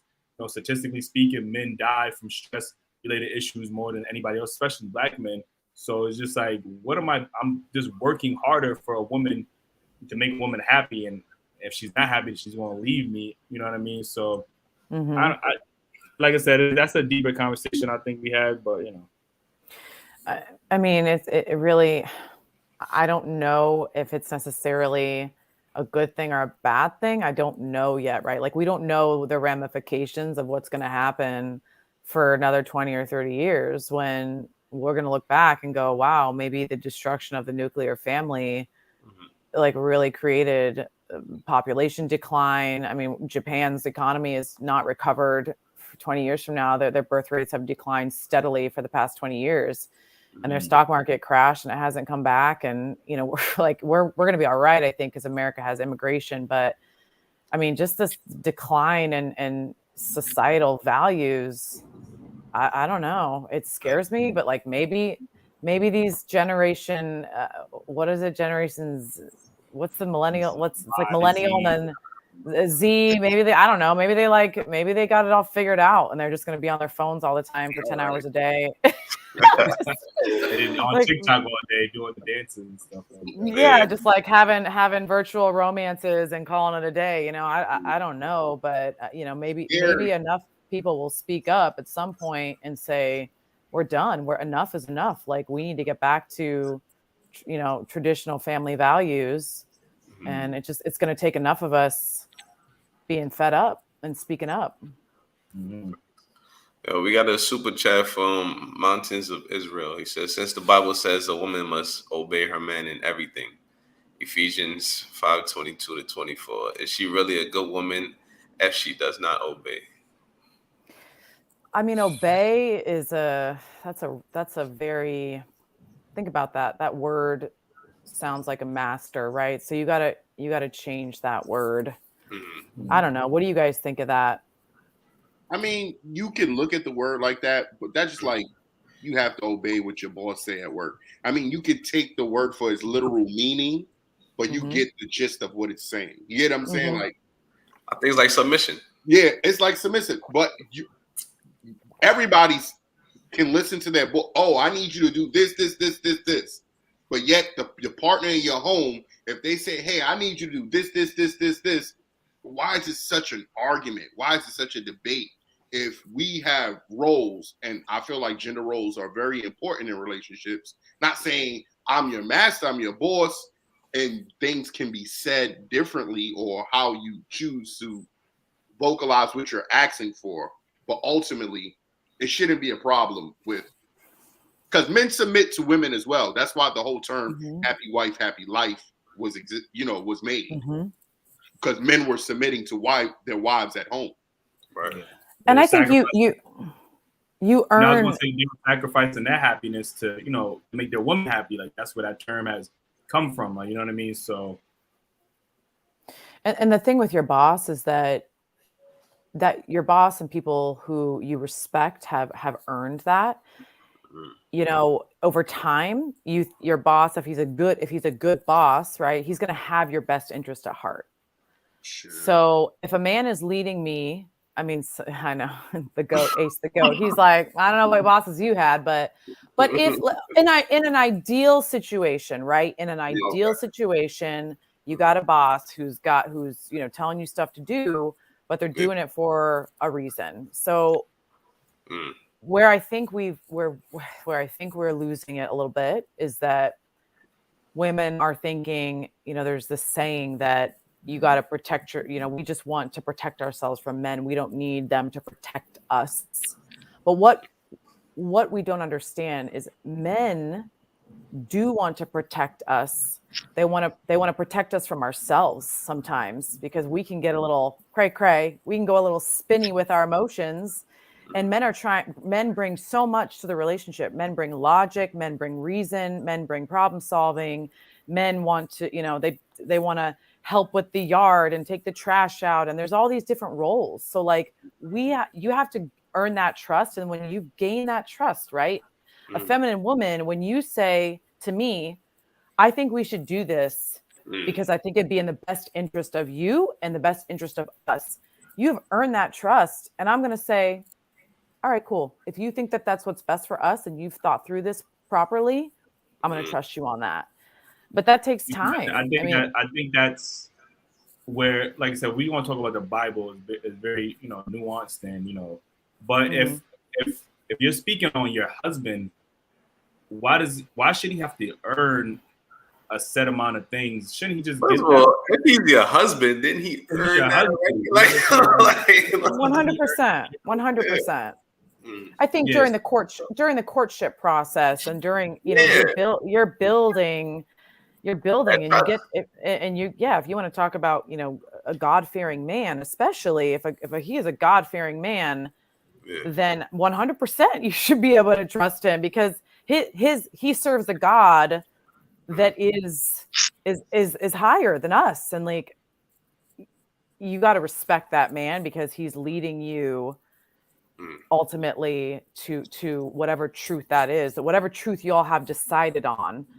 But that, we're talking about that doesn't happen very often. If we're talking about old school Christian, I think it's a discussion that you need to have. But ultimately, if you don't trust your husband, if you don't trust your man to like lead you in a good path, that's the whole other discussion. Wasting your goddamn time as well. Exactly. So what will be the general consensus?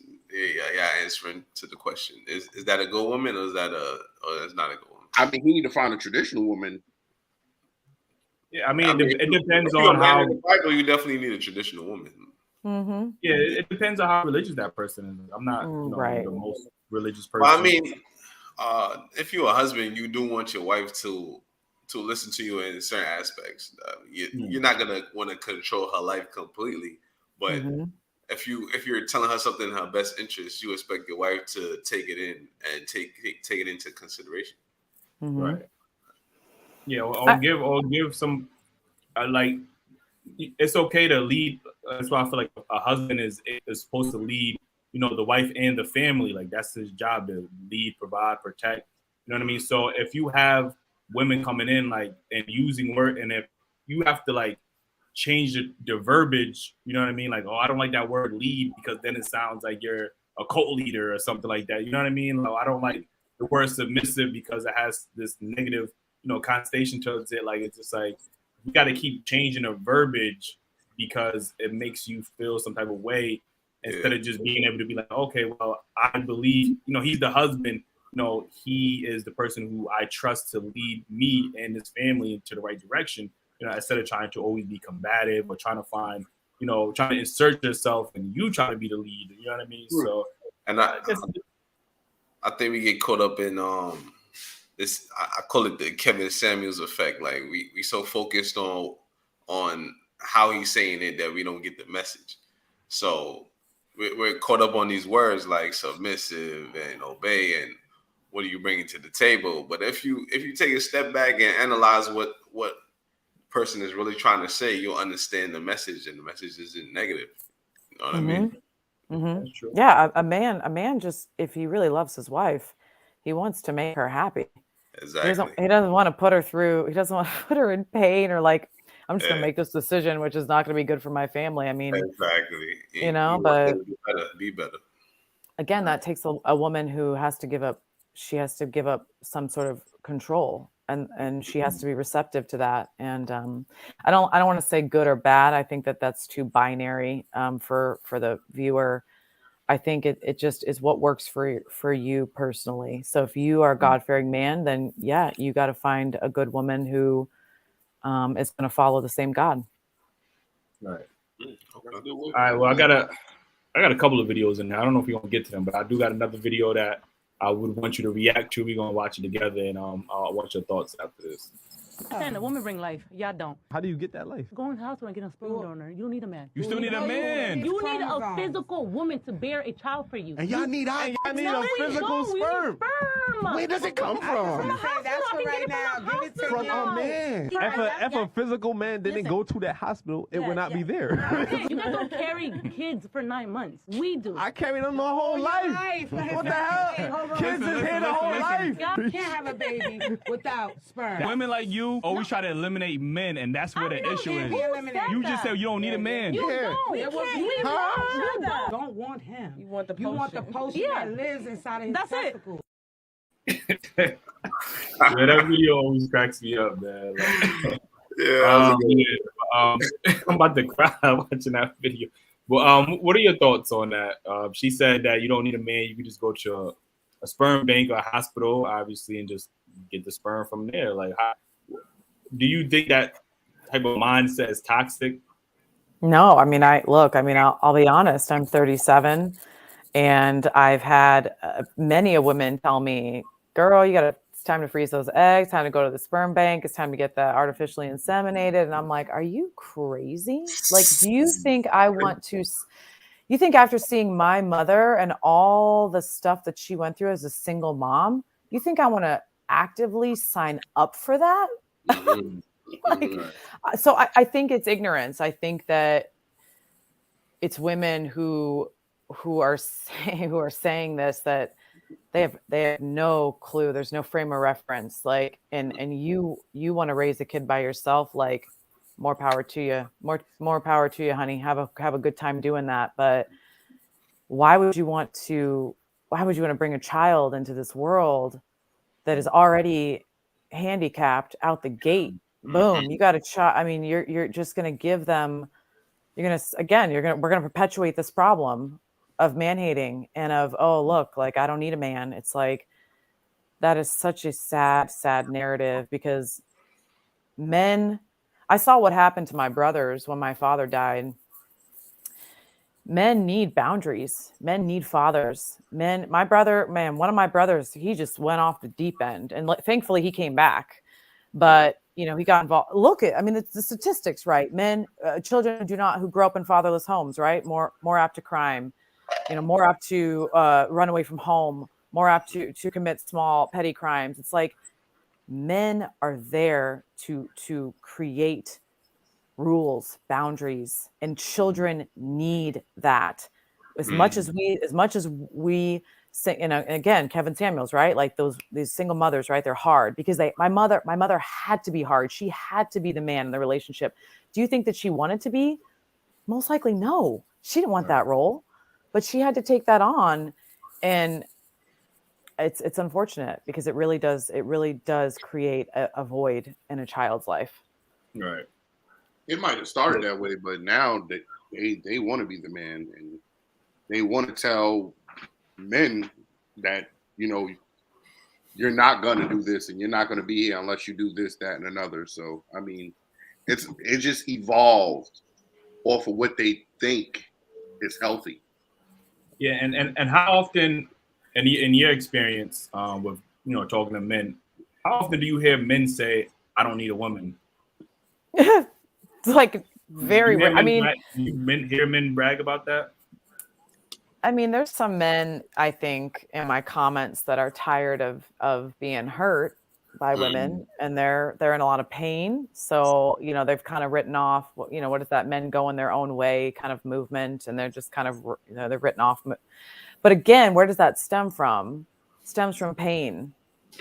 So it's like you're coming from a hurt place, and women are coming from a hurt place as well, that they've just written everybody off. But you're giving your power away when you do that. You're giving your power to someone else and saying, here, like, you've hurt me in the past, all you got to hurt me again. It's like, take your power back. Yeah. Make it, understand what you've done to attract those types of people into your life, and go find healthy. I'm just a big believer that healthy attracts healthy, and you can't have that narrative. It's really dangerous. Yeah, therapy is very important, So And I know y'all heard that story about the doctor who was impregnating the women that came to the sperm bank with his own sperm. Mm-hmm. Nah, that's crazy. He's got like 100 kids walking. He got like 100 kids right. Like, it's crazy. Let me go in the back real quick. Yeah, I got a sample in the back. That's crazy. I hear men all the time. I mean, gosh, the beauty of a woman, right? Like the power of femininity. Mm-hmm. If you use it in the right way, it is men. What women don't understand, like, you could have a man, not that I'm saying like in a manipulative way, but I'm just saying, like, if you knew how to like really treat a man, forget it. You'd be a queen. You'd be unstoppable. Right. Like, men are unstoppable when women come with that energy, and like, there's no reason for you guys to leave if you have that. But he'll be treating you exactly how you treat him. So if you be treating him like a king, he'll be treating you like a queen, and y'all just be happy. Yep. Agreed. Yeah, I always said femininity is power. I don't know why we're getting away from that, but that does lead into my next question. It says, why is femininity looked at as like a weakness nowadays for women? It just goes back. Much more.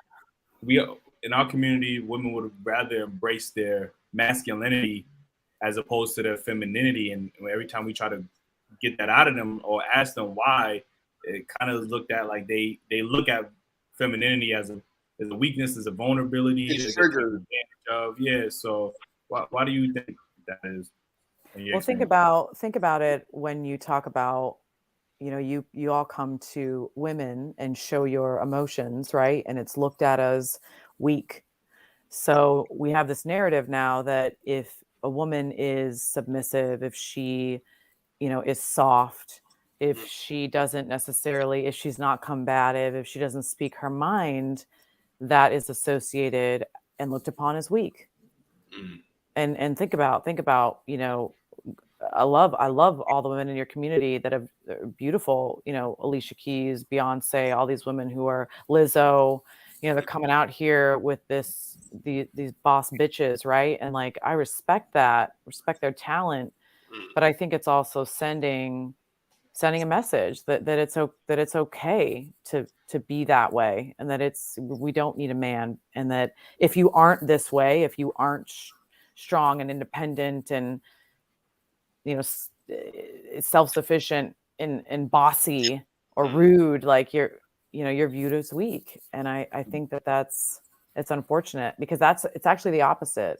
A woman who knows her power, who is silent in her strength, and who has done a work and is healed, has no need to emasculate a man. No need, because she knows her strength and she knows how much power she has. But she is quiet. Like my godmother, she is the most quiet strength. And she walks into that room and she owns. Her and my godfather have been married for 50 years. She owns that man. But she is like the softest, most beautiful, kindest woman you will ever meet. But she does it in a way with him that it's a respectful, glorious relationship. But women don't Women don't understand that. It's much easier to be controlling and dominant, and it's much easier than to like learn the art of femininity. That's hard. That's hard. You gotta take some time to understand it. It's even crazier because they listen like to the Cardi B's and they listen to like these music and they hear women on that boss B approach. But those women cater to their men or in their relationship, they're feminine. They talk about how they please their man or approach their man or cook for their man and cater to that man. But on that song, it's saying something else. And it's just like, I guess they're confused. But the realistic shit is that women use their femininity. Like Alicia Keys, I've seen her be feminine, but she always preached independence. So I mean, they gotta learn how to fucking see what's important and what part to grab and what not to grab at the same time. Because men want our woman to be independent. We just had that whole talk. It's great to be independent, but when you're in your relationship, you have to switch it up. And Eli always talk about that as well. But to your point, I don't think they understand that that's her job, bro. You understand? That's her job. You can be that boss bitch at your job, but then when you go home, that switches off. Now she's feminine. But they don't do that. Exactly. So they think that that's how they are normally. But no, this is their job. You're viewing them at their job. So you got to be able to know that that's their job. But when they get home, I'm pretty sure when Beyonce's with Jay-Z, she's that feminine woman that Jay-Z wants, or Alicia Keys with Swiss Beats, or I forgot who else's name, but that's their job. You can't look at that and that be your whole mindset in every aspect of your life. I mean, yeah. It just looks, and again, it goes back to that 1950s. If a feminine is viewed upon as we're taking a step back. You know, we're going back in time and we're giving up our rights as females, but it has nothing to do with that. It has nothing to do with that.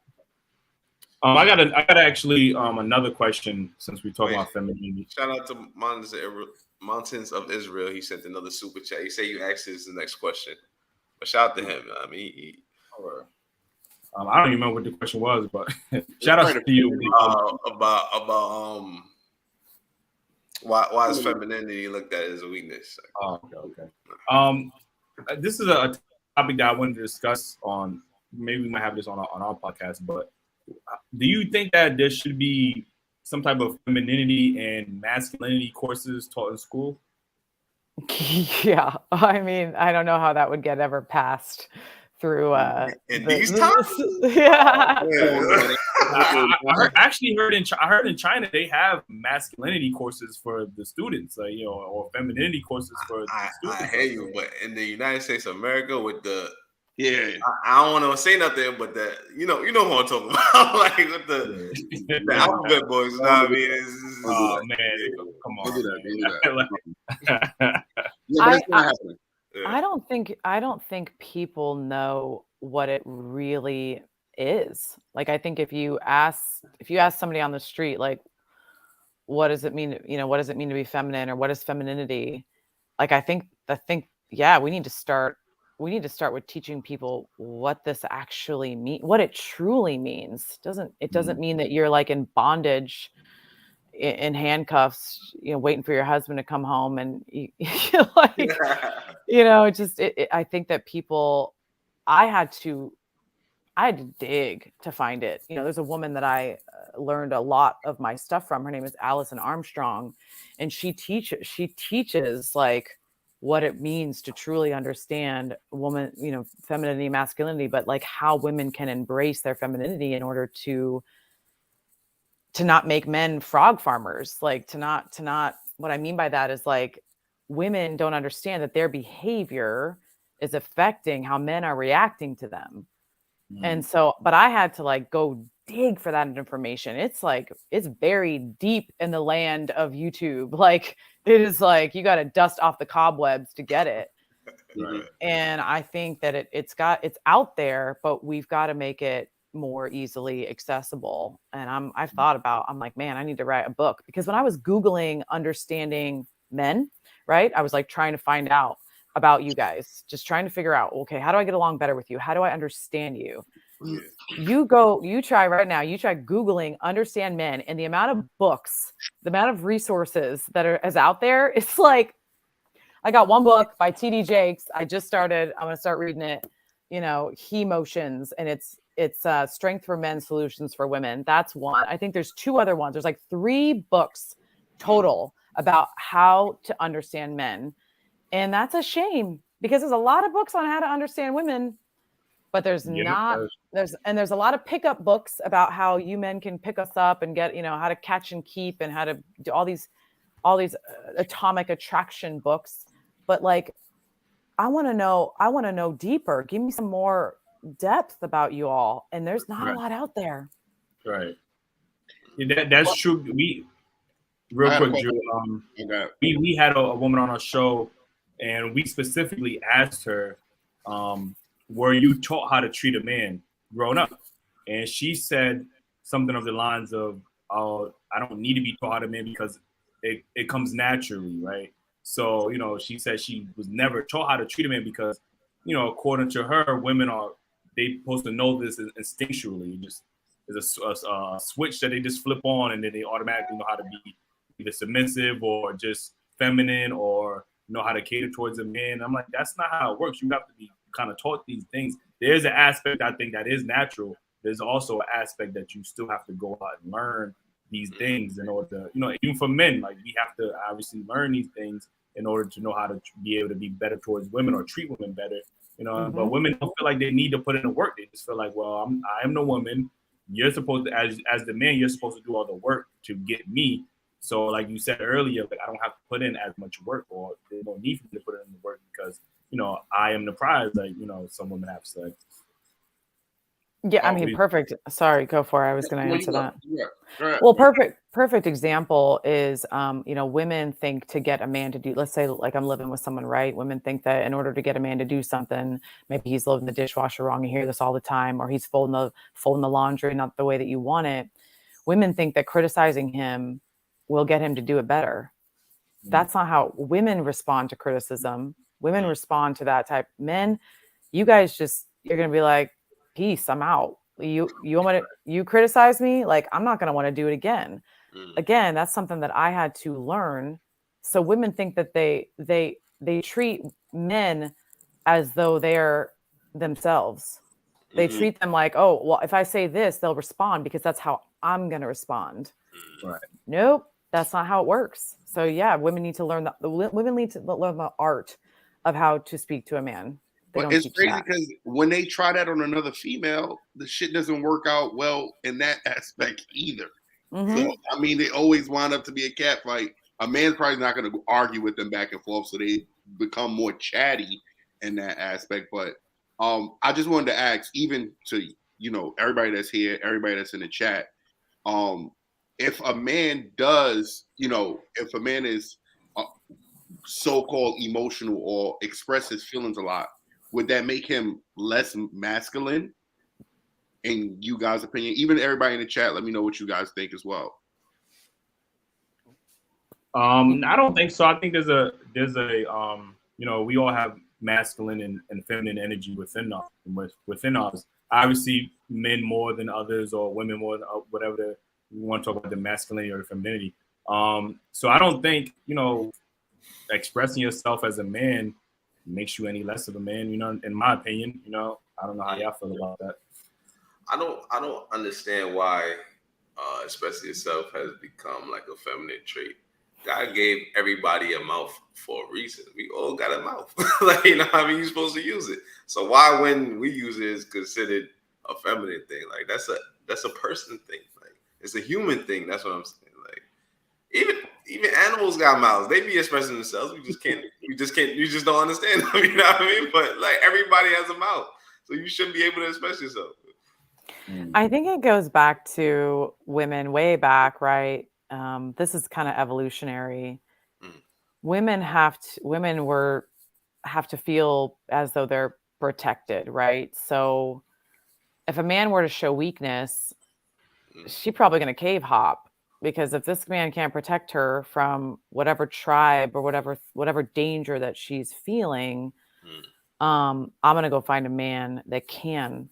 Now, fast forward to 2022, and our dangers are different, but I still think it rings true when a woman hears a man's weakness. She thinks instinctually, oh, this guy, he can't protect me. I need to go find. Women are actually less committal than men are. I don't know if you guys have seen that kind of research, like that kind of data, but we are less committal. Once we have kids and once we got our needs met, we're looking for that alpha male. But I think, again, it's about balance, and nobody wants to be with somebody who's just constantly complaining and constantly, depressed and going off about their life and how they're, just in a situation where they can't get out of. That's just not attractive, no matter whether you're male or female. But women, we need to learn how to embrace that masculinity and comfort you, and then not take that on as like, oh, well, he's, I'm going to think about this 6 months from now. It's like it's this little thing that gets ingrained in their brain. And that's why they use it 6 months from now in arguments, because they're trying to like motivate you to be better. And but that doesn't work with men. It just demoralizes you all. Yeah, I think it takes a strong woman. I watched the I think it was Joe Rogan Experience, one of his podcasts. It was a female UFC fighter, and she said she was dating another UFC fighter, and he lost his match. Like, I guess he got beat up, maybe probably it was a bad defeat. And she said after that loss, she looked at him differently, like, you know what I mean? And ultimately, I think she ended up breaking up with him because he lost in his UFC fight.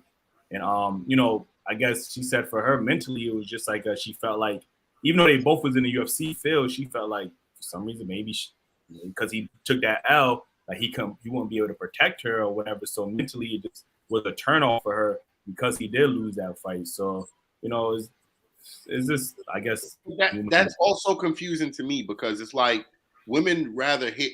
It could be a man that's making a gentle approach with them, but they rather hear this aggressive dude that might be able to be stronger than them, that female per se, but still pussy. You know what I mean? No disrespect to them, but they just because a dude is really vocal and loud doesn't make him strong and macho. You get what I'm saying? So that's a part I don't understand with them. You get what I'm saying? Yeah, your expression has nothing to do with whether you're able to protect somebody or not. Like, you can see a dude crying his heart out, but if you mess with him, then he knock your ass out. You know what I mean? So like, women like loud and rowdy dudes. Nothing wrong with. I'm not really, criticize anybody, but women tend to fall in love with abusive men. You get what I'm saying? And it might be hard for them to get out of that situation, but clearly he's stronger than her at that point. So and them abusive men be the most pussy people out there. Like, you know what I mean? Insecure. Exactly. They won't do that to a man. They just do it to women. It goes back to, again, women value men for resources and what you can give. And if you show weakness, just like back in the day, like, you ain't gonna get me that lion, I'm going to find me a guy who can. Right. And it's sad. I'm just saying it's sad, but we have to again, if we ignore these types of biological, people are like, oh, you're gender, making it about gender.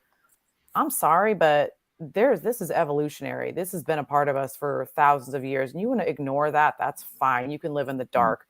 But as soon as we acknowledge this, if women were just to acknowledge that, wow, okay, maybe I'm feeling this way because I'm kind of predisposed to feel that way. Once you understand it, then you can do better.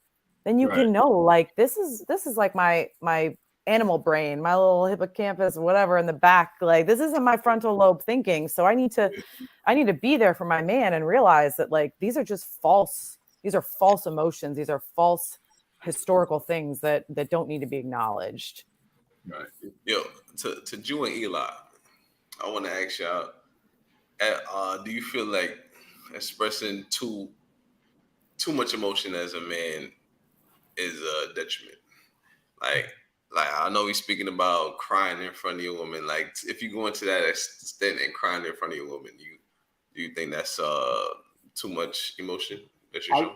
I used to feel that way, especially, you know, growing up with a mother who didn't allow me to express my feelings, or, you know, for her not to even be sympathetic towards my father, you know, even trying to see me at times. So I always had that thought, and I've been alone a lot of my life. It wasn't until I got in my relationship where I felt like, well, if you're not going to accept me for expressing myself to this point now, it's just like, well, then I'm not gonna fuck with you. You know what I'm saying? So it was a lot of that for me to understand it, and then for her to accept it to a degree where it's like, okay, I'm gonna hear you out, whether we may not agree with it at that time or the next day, but my thoughts and my feelings was, you know, out there. So, I don't know about you, E. Yeah, I think the same thing. It just depends on, you know, the relationship you have with that woman. I do think that you see how I call myself. I do think that, you know, expressing yourself too much can, you know, be a detriment. You know what I mean? I'm not telling every guy to just go out there and just be crying your heart out. You know, every chance you get. You know, but you should have a significant other that will allow you to be, you know, have some type of vulnerability. But again, women do look at men to have that strength, you know what I mean? So, you know, we might be going through something. It's okay to express that, but to constantly be crying, it's just human nature for women to just look at you as, you know, not a man, but like maybe he can't be that leader or that solid foundation that I would want necessarily. So, you know, there's nothing wrong with, you know, expressing yourself, but obviously going a bit overboard is probably when you draw the line. Do you think it's equates to a woman who is masculine? Like you're not attracted to that versus a man who is too in his feminine? Like how do you experience the opposite with women? Because we come to you all for a lot, for comfort, and we can cry in front of you and we don't even think anything of it because you're just there. You want to make us feel better. Right. So what do you, I guess, like what's the equivalent and the opposite for a woman, if there is anything? I would hate to even bring this up too. Like, you know, in my community, like I feel like, you know, the women that I grew up with was already brought up to be masculine because they came from independent mothers. So it just kind of was the normal, you know, per se. And a lot of the homes, all of them were already built to be independent women or masculine, where they felt like, I don't need this dude or whatever the case may be. I don't know about you guys, but it was normal. Yeah, I think it depends on the type of woman, because we've met women, we had conversations with women who very much identify as that alpha woman or whatever the case is, and they very much, like you said earlier, might need a beta to kind of balance themselves out. I feel like those two spectrums do balance themselves out, the alpha and the beta. You know, two alphas is not going to work. In my opinion, two betas is not going to work. So you do need that type of balance. You know what I mean? So, you know, if a woman, if that's how she identifies herself as being more of a dominant personality or dominant, whatever the case is, she's going to need more of a beta, you know, or more of a man who's, you know, willing to submit to her leadership, I guess. Because if not, then you're going to have two alphas and they're going to bump heads, and that's not going to be good. You know what I mean? For a healthy, long-term relationship. Me personally, I don't believe that expression should be a gender specific thing. So for you to be expressing yourself, I mean, it's human. Like we all need it. Like therapy, we all need it. So certain qualities that we call masculine that we see in women, I understand what you're saying. I don't think that women should see that as a feminine quality, but that's what we've been groomed to think.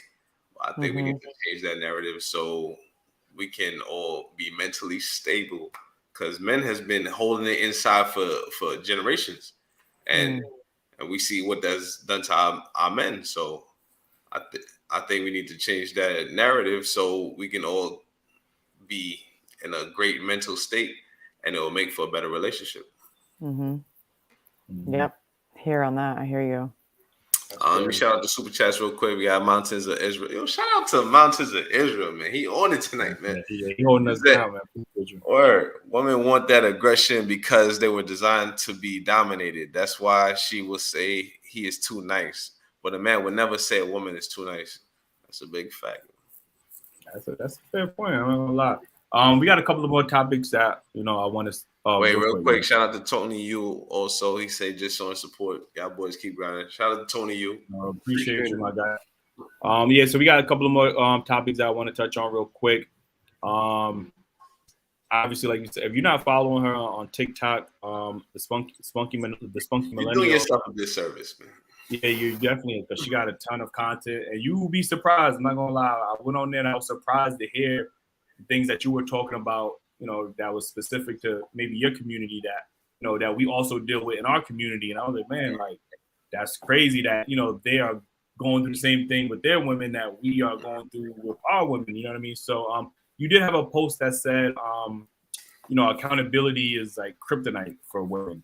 What exactly did you mean by that? Well, it's kind of funny because, kryptonite was like not the best thing for Superman. But what I meant was for a woman to be accountable for her actions would bring a man to his knees because it's so rare.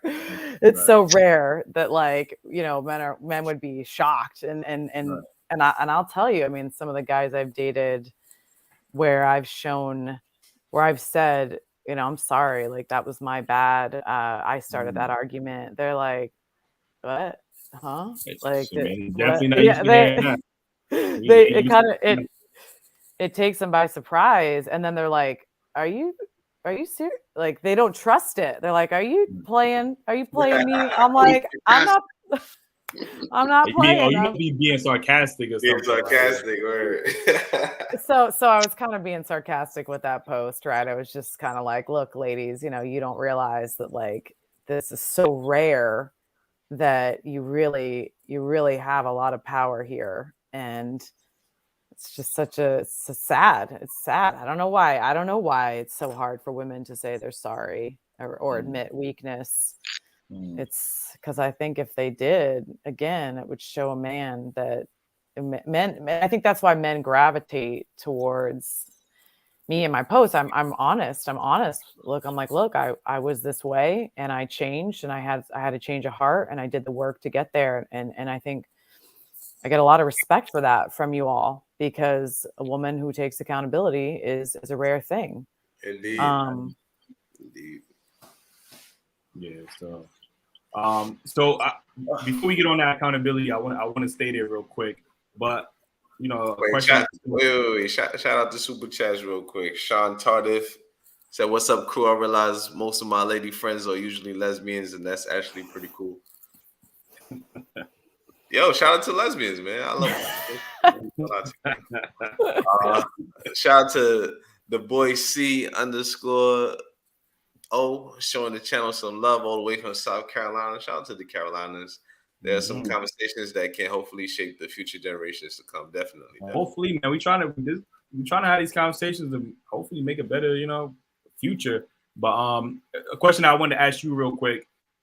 Speaking about accountability, when did you start this journey as far as looking at yourself and being like, you know what, here are some areas I can improve in to help be better with, like, I guess, the opposite sex. You know what I mean? Because from my understanding, we had a woman on our show as well, and she very much came to a certain realization as she got older. You know what I mean? So, obviously when women are younger, there is no realization because they have their youth to kind of fall back on. So my question to you, like, I don't want to say at what age, but when did you start realizing, like, hey, like, I can improve on certain areas when it comes to my relationships with men? Yeah, it was my early 30s, and I think what happens is that you go through your 20s and you kind of think, okay, these relationships aren't working out, but I got time. I got all the time in the world. There's plenty of guys out there. I will, I'll find one at some point. And I did. I was engaged on the way to marriage track, and it kind of blew up in my face, and I had to stop and take a look at myself. It happened. I was about 32. And I wouldn't say that it was, I think with age and wisdom comes self-reflection for everybody, because you go through life, right? And you're kind of just floating through it. And then you start recognizing these patterns, and these patterns are very, when you can't keep a man, when every relationship is failing, at some point you gotta look at yourself and go, it's not about, it's unfortunate, because as a woman, there is this clock that we have to deal with, and it's a ticking time bomb. You guys don't have to deal with that as much, but at one point, for me, I wanted a relationship with you all. I wanted to be in a monogamous, serious relationship. So it was like, but I couldn't get it. So if you want a job and you keep interviewing for it and you're not getting it, at some point you got to go, all right, I need to learn about what my credentials are. Yeah. Like, I need to take a step back. You can't blame the employer. You got to start, looking at yourself and taking accountability. Exactly. And so, unfortunately, I think either there's two routes. Women can either go their whole life, and I go back to Kevin Samuels, watching those women just kind of go through and thinking, now I got 2 kids. Now I'm still a 10, and you're 39, and no, I'm sorry, but men, that's just, he spoke the truth when it came to that, and I was like, all right, yeah, he's crass, but okay, he's or you get the manifest destiny, the woman that's, God is going to drop a man in front of my front door. You just trying to manifest that energy, and I'm like, I don't think that's how it works. You still have to actively go out there and compete. Women hate that word too. Why is it a compete? Because men got to compete as well. So women also have to compete for the type of man that they want. Like you said, 80% of women want the 20% of men. You know what I mean? So you do have to compete for that type of man. You know what I mean? So yeah. So that was just a question I just had thought of. I think men are held accountable from a early age, like even in junior high school. Like you know what I mean? If you want the most popular girl in the school, you got to compete for her. Like, you know what I mean? I think that women, they get misconstrued with a guy having sexual relations with them, and they think they can get any man they want because a guy will have sexual relations with you because you have a vagina. Let's just be real, you know what I mean? But men, if you want a woman, she's not gonna have sex. She's not gonna have sex with you just because you got a dick. You know what I mean? You gotta actually work for it. So I think accountability for men starts at an earlier age than women. Yeah, but that's when women chase you more and take you at your discredit. Like you could be a ain't shit dude and they wouldn't give a fuck if you Yeah, but you still gotta be that nigga. You still gotta be that guy. I mean, but you can't just be any regular Joe Smo. Yeah, I mean the crazy part is women can hold other women accountable behind closed doors. But let's say like if a girl cheated on her man, her homegirl's gonna say, well, she had a reason to cheat on him. But if they're behind closed doors, she'd be like, well, girl, you shouldn't have cheated on him. You know what I'm saying? Where men would probably say, if behind closed doors or whether or not we're gonna be like, yo, man, you fucked up. You shouldn't have did that. You get what I'm saying? That's the part where it's like the disconnect. You know what I'm saying? Like a woman holding herself accountable is way more attractive because then you can know that she's less problematic for that man. And accountability is maturity at the end of the day. You know what I mean? It takes a very mature person to look at themselves and be like, I shouldn't have did that, or I should have went a different route on this. Yeah, and like there's a woman, or I think it's Gabby, she's saying being wrong is seen as vulnerable and defeated. And that's absolutely right. I mean, people lie because there's shame, right? Like if I believe that, wow, like it must be me, then what does that say about me? That I'm the broken one, that I'm the one that needs fixing. But in all actuality, it's like, okay, well, so what? So what if I was never taught how to treat a man? I didn't have a father in my life. I didn't have all these things. And like if as a woman or a man, came to the table and said, I submit, right? Like all about submission. Like I submit to you. I don't know these things. Like teach me. We go to church to learn how to be godly women or men. We go, we go to school to learn curriculum. We go to all these places, to the podcasts and YouTube, to learn about things. Yeah. That just takes strength to say, I don't know anything. Teach me. Right. Yeah.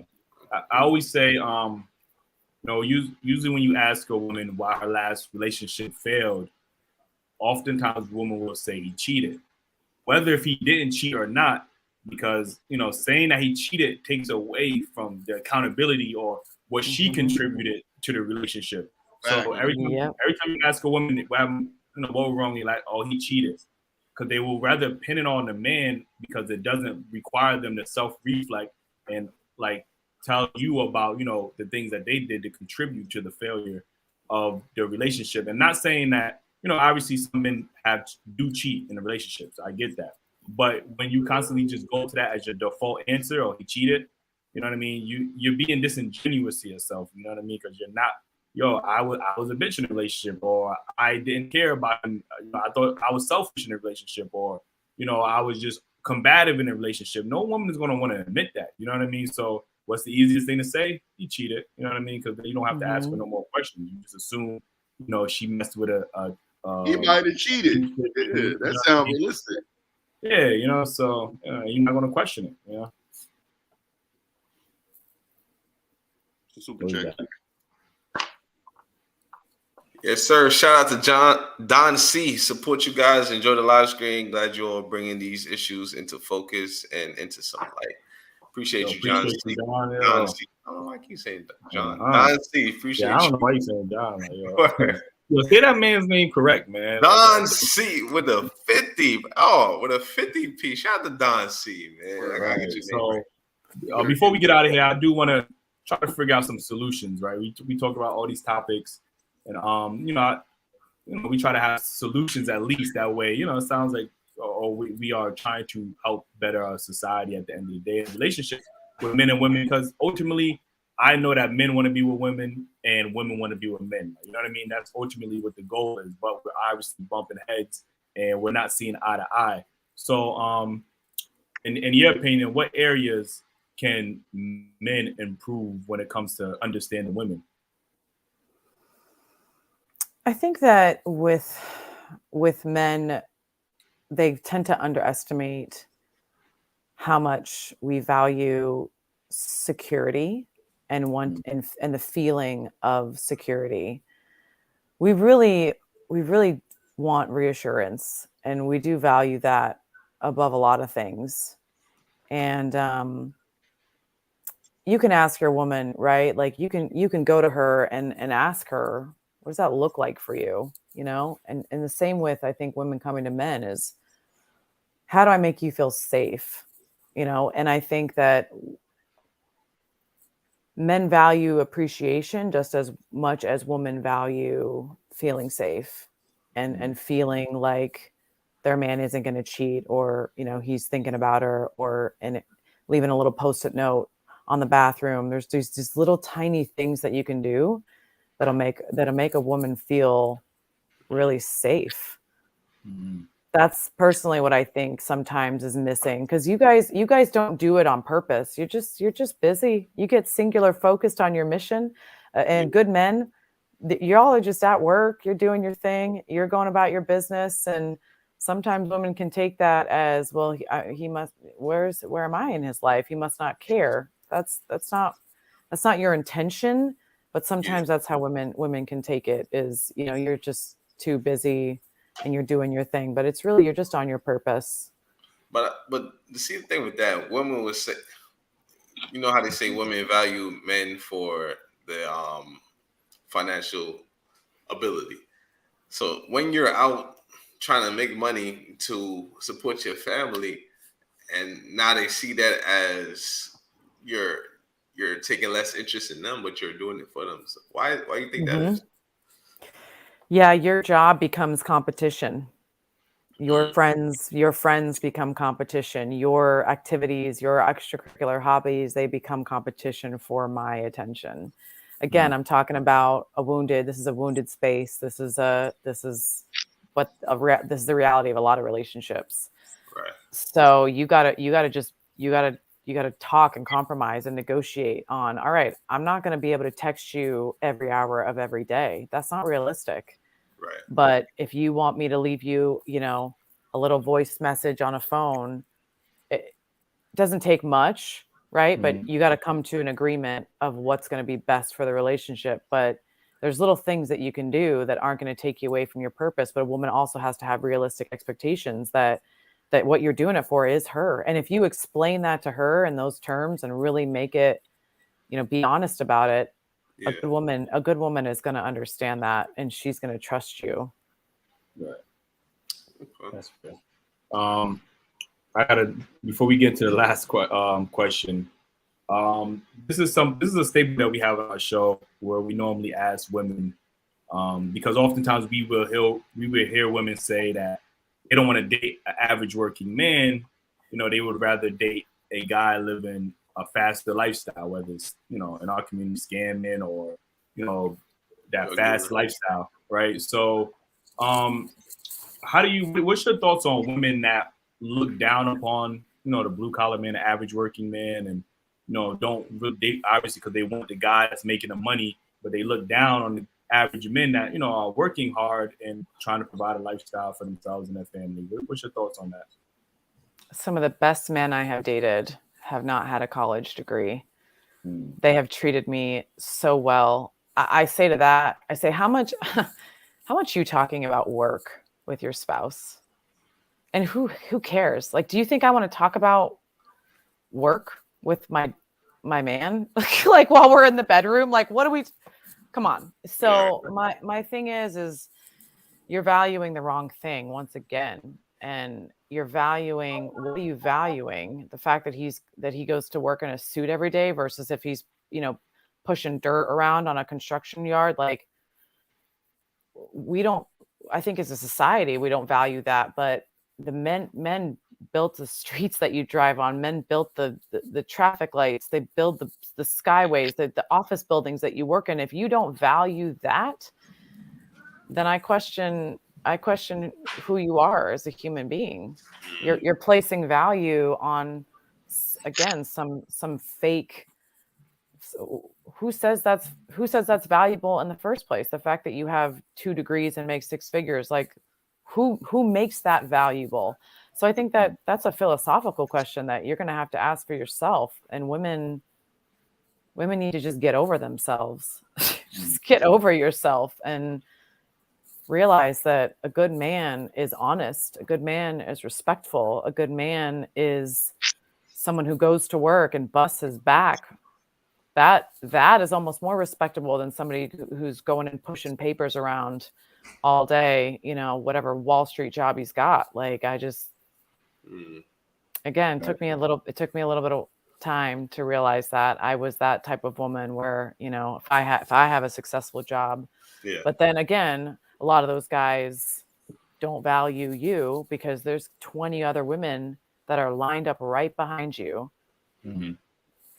So you can wait until you're 40. You can wait until you're 40. And I tell women this, like, don't make the mistakes that I made. I know I might be a little bit, you might be calling me a pick me and you might be thinking that I'm condescending. I'm just trying to share with you, like, don't make the mistakes I made. Like, notice these men in your 20s, like, switch your thinking now before it's too late.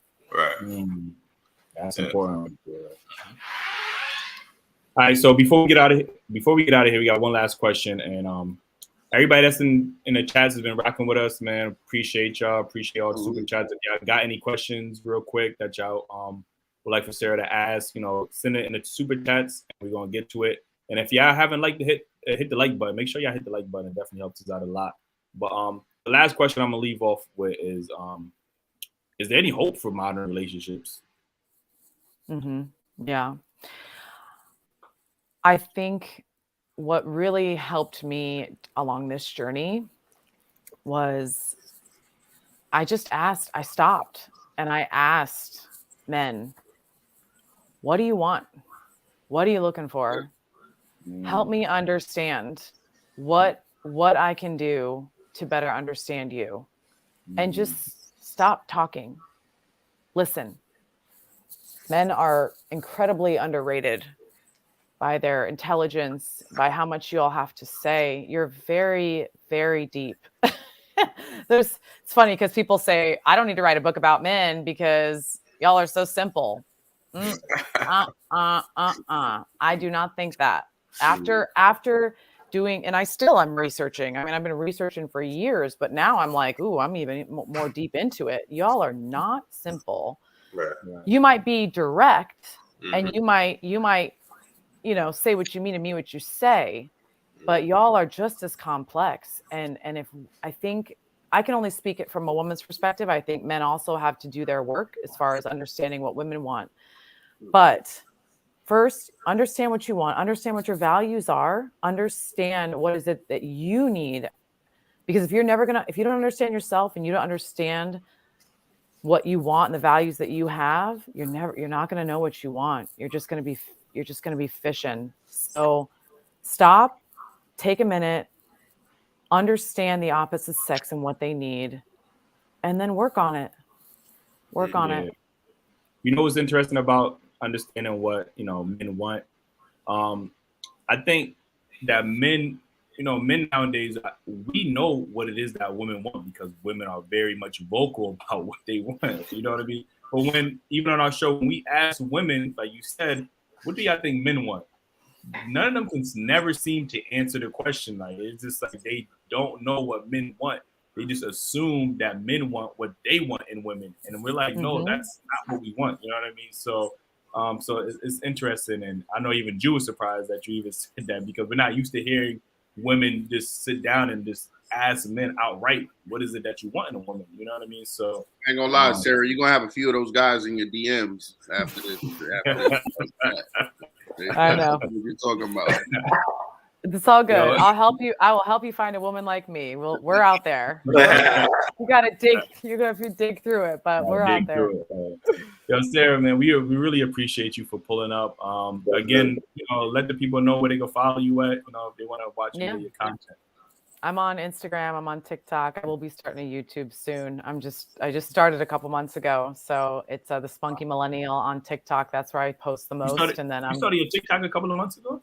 You got a large following on there. Like that's impressive, actually. That's really impressive. I think what Jew's reaction is what most people are. Most men's reaction. They're like, "What? A woman who understands us? Like this is I had no idea." Or willing. That's the part we appreciate about you the most. Like you're willing to even hear. You get what I'm saying? That hits. Yeah. And sometimes I don't, sometimes it's 90% right and sometimes I miss. But again, y'all are like, yep, all right, she's 90% right. She's getting it. And I'm trying. Yeah. Definitely appreciate you. And hopefully in the future we're able to do another collab with you, have you back on the platform. And when you start your YouTube, man, don't feel free to let us invite us so we can have these conversations as well. So absolutely. Thank you so much for having me. It's been a pleasure. Indeed. No problem. Everybody in the chat, man, appreciate y'all. The Dailyrapupcrew faithful, you know what I mean? Appreciate y'all joining in the live. You know what I mean? Yeah, appreciate y'all. And like I said, on your way out, make sure you hit that like button, man, because I'm not gonna hold you. YouTube be hating on us, man. They definitely hate on us. But we need all the support from y'all to, do the best to support us. Watch our videos, share the videos, comment on the videos, like the video, all the regular YouTube things that all the YouTubers tell you. Yeah, you gotta do that, man. I know our next live stream gonna be lit because they're gonna be like, I had mad questions. Word. So we're gonna make sure y'all pull up the next. We're gonna let y'all know in advance. Like I said, every Sunday we're gonna try to do this live stream and try to bring more guests on there. We got a guest. We got a couple of guests that well-known guests that y'all know. That's gonna pull up, but we ain't gonna say no names because it's a surprise, man. It's a surprise. Appreciate it. Shout out to Dynasty again, man, because he said 50, so I had to shout him out twice. Appreciate y'all, bro. Appreciate y'all for doing that, man.